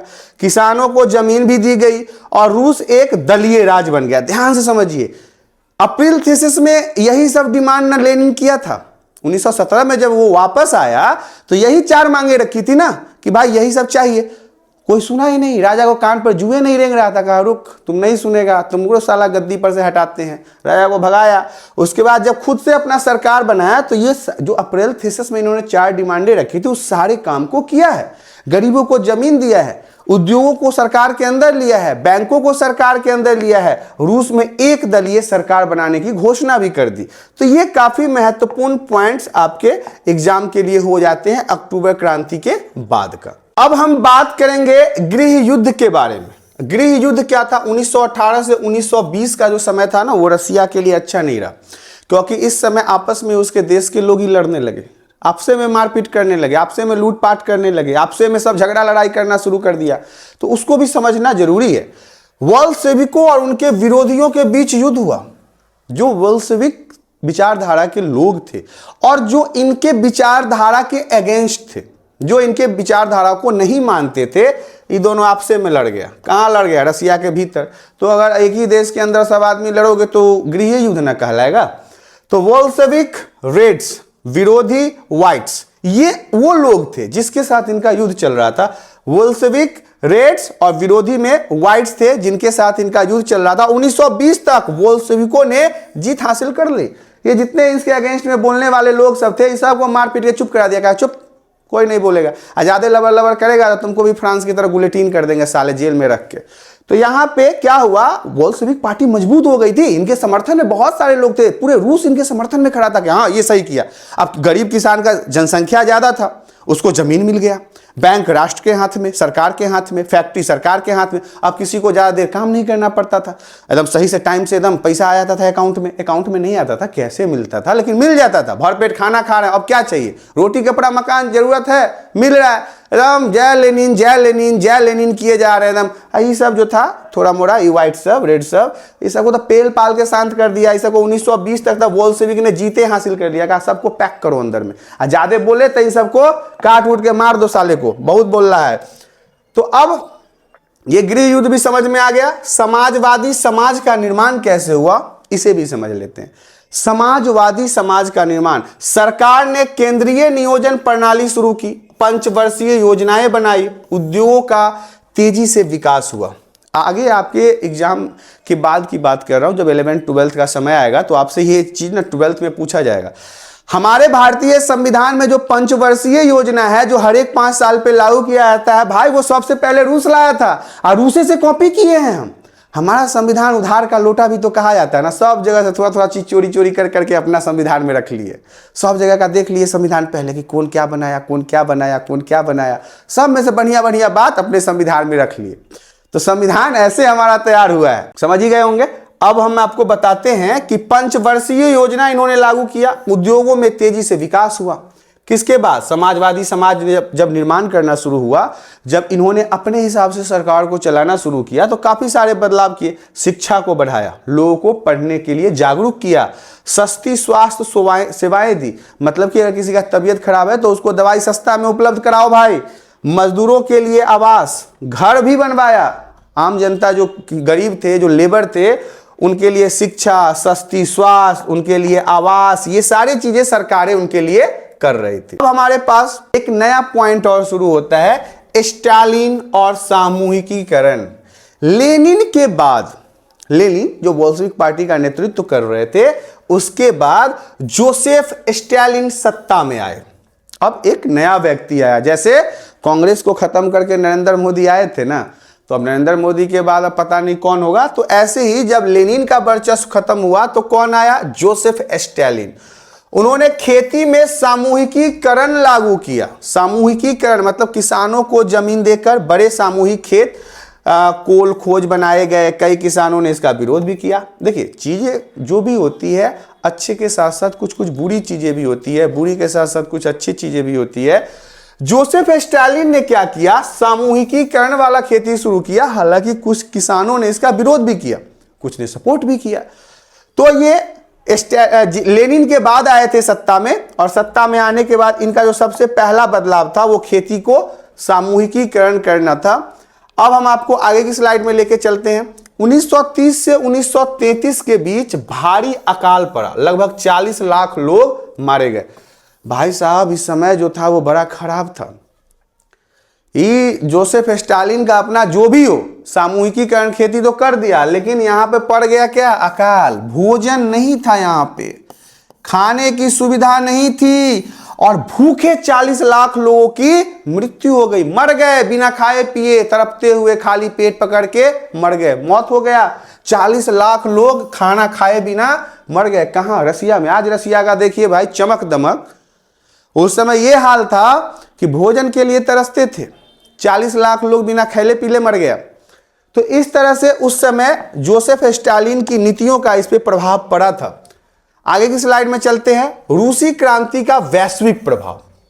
रूस के अंदर जो क्रांति हुई है इसका पूरे दुनिया पर क्या असर पड़ा। आज देख लो, अमेरिका और ईरान का जो युद्ध चल रहा है इससे पूरे देश पर क्या असर पड़ रहा है? असर पड़ रहा है, बिल्कुल पड़ रहा है। साला लड़ रहा है ये सब, गैस हमारे यहाँ नहीं मिल रहा है, लड़ रहा है ये सब, बच्चा सब मोमोस नहीं खा पा रहा है, लड़ रहा है ये सब, साला कोयला तक महंगा हो गया, पेट्रोल भी महंगा हो जाएगा। टेंशन है माथा में कि साला अभी घर में एक सिलेंडर है, अगर वो खत्म हो गया तब क्या करेंगे। स्थिति ये है शहर का कि जो इंडक्शन कुकर आता है, जो लाइट पे चलता है, वो पूरे दिल्ली में नहीं मिल रहा है, कहीं नहीं मिल रहा है, खत्म हो गया। तो वैश्विक लेवल पे तो असर पड़ेगा ना। ये पूरा देश लड़ रहा है। ईरान साला तेल देता था, तेले देना बंद कर दिया, गैसें देना बंद कर दिया। ऐसे अभी तो चलिए भारत को दे रहा है, भारत का बातचीत थोड़ा ठीक ठाक है, वो दे रहा है। बाकी दुनिया का क्या हाल होगा, पाकिस्तान का क्या होगा, जो पूरा ईरान पर निर्भर था तेल के लिए, वहां पे तो खाना हगना मुतना मुश्किल हो गया होगा। तो एक देश जब दूसरे देश के साथ लड़ता है तो इसका ग्लोबल असर पड़ता है, वैश्विक असर पड़ता है। तो उस समय रूस की क्रांति का पूरे विश्व पर क्या असर पड़ा यह भी जानना इंपॉर्टेंट है। रूसी क्रांति का दुनिया पर बड़ा प्रभाव पड़ा। फ्रांसीसी क्रांति का प्रभाव पड़ा तो साला दूसरा क्रांति हो गया रसिया में। अब इसका क्या प्रभाव पड़ा, तो कई देशों में कम्युनिस्ट पार्टियां बनी, कई देशों में समाजवादी विचारधारा के लोग आ गए कि ना भाई ये ठीक है, ये समानता दे रहा है, ये स्वतंत्रता दे रहा है, मजदूर का घर बना के दे रहा है, सस्ता दवाई दे रहा है, बच्चों को पढ़ा रहा है, फैक्ट्री लगा रहा है, तो हम राजा के पास क्यों जाएंगे भाई। सब अपना अपना देश में अब विचार करने लगा कि साला रातों रात राजा को मार के फेंक देना है। अब बेचारा राजा सब टेंशन में, ये साला क्या हो रहा है भाई। ऐसे में तो साला पूरा राजा सब भी सो कहाँ पाता था, रात भर जगल रहता था, कहीं से अटैक न कर दे। अटैक करेगा कि रानी तानी को लेकर घोड़ा पर भागेगा अपना कहीं कोनो दिशा में। हालत बहुत खराब हो गया। उपनिवेशों में स्वतंत्रता आंदोलन की प्रेरणा मिल गई। अगल बगल वाला देश सभी कहा कि राजा को गायब कर देंगे, साले के रातों रात मार देंगे घुस के, दो चार आदमी मरी हो जाएगा तो कोई बात नहीं है। अरे खुद राजा का मंत्री सिपाही सोच रहा था कि इसको गायब कर देना है, मार देना है। राजा बिल्कुल टेंशन में रहता था, डरे खाना नहीं खाता था कि साला खाने में ना जहर दे देवे। रात में सोता नहीं था, दरवाजा खुद ही चेक कर लेता था, कहीं सेनापति ना आके काट दे साला तलवार से। बहुत समस्याएं थी। समाजवाद एक वैश्विक विचार बन गया। अब समाजवादी विचारधारा ऐसा फैल गया ना, ऐसे फैल गया अगल बगल के देशों में कि सब जय समाजवाद जय समाजवाद जय समाजवाद करने लगा। लेकिन समय के साथ साथ सोवियत संघ की नीतियों की आलोचना भी होने लगी। देखिए, सोवियत इंसान को ज्यादा सक्सेस मिल जाए ना तो उसका दिमाग ना संतुलन में नहीं रहता है। यही हुआ कुछ सोवियत संघ के साथ। सक्सेस मिल गया, लोग पसंद करने लगे, तो इस साला का दिमाग में घमंड आ गया। और घमंड तो किसी का नहीं हुआ है, इसका आलोचना होने लगा, इसका शिकायत होने लगा अलग अलग जगह। अब खुद का लोग इसका शिकायत करने लगा, क्योंकि लोगों को पूरी स्वतंत्रता नहीं थी। स्वतंत्रता कह के तुम लेमन चुसा दिए थे वहां के लोगों को, इसको पूरी स्वतंत्रता ही नहीं दिया। कई नीतियां दमनकारी थी, फिर भी रूसी क्रांति में 20वीं सदी की राजनीति को गहराई से प्रभावित किया। देखिए, कई सारा ऐसा नियम कानून था जिससे आम जनता को बड़ा फर्क पड़ता था, दमनकारी था, उनको दबाया जाता था। तो ये कई सारी चीजें थी। लेकिन फिर भी जब रूसी क्रांति हुआ है, पूरा रूस के साथ साथ उसके अगल बगल वाले देश को भी इन्होंने हिला दिया। जब जनता का दिमाग गर्म होता है वो किसी का सुनता है। तो ये हमारे इस लास्ट टॉपिक था। यहां पे मैंने पूरे रूसी क्रांति को आपको समझा दिया है।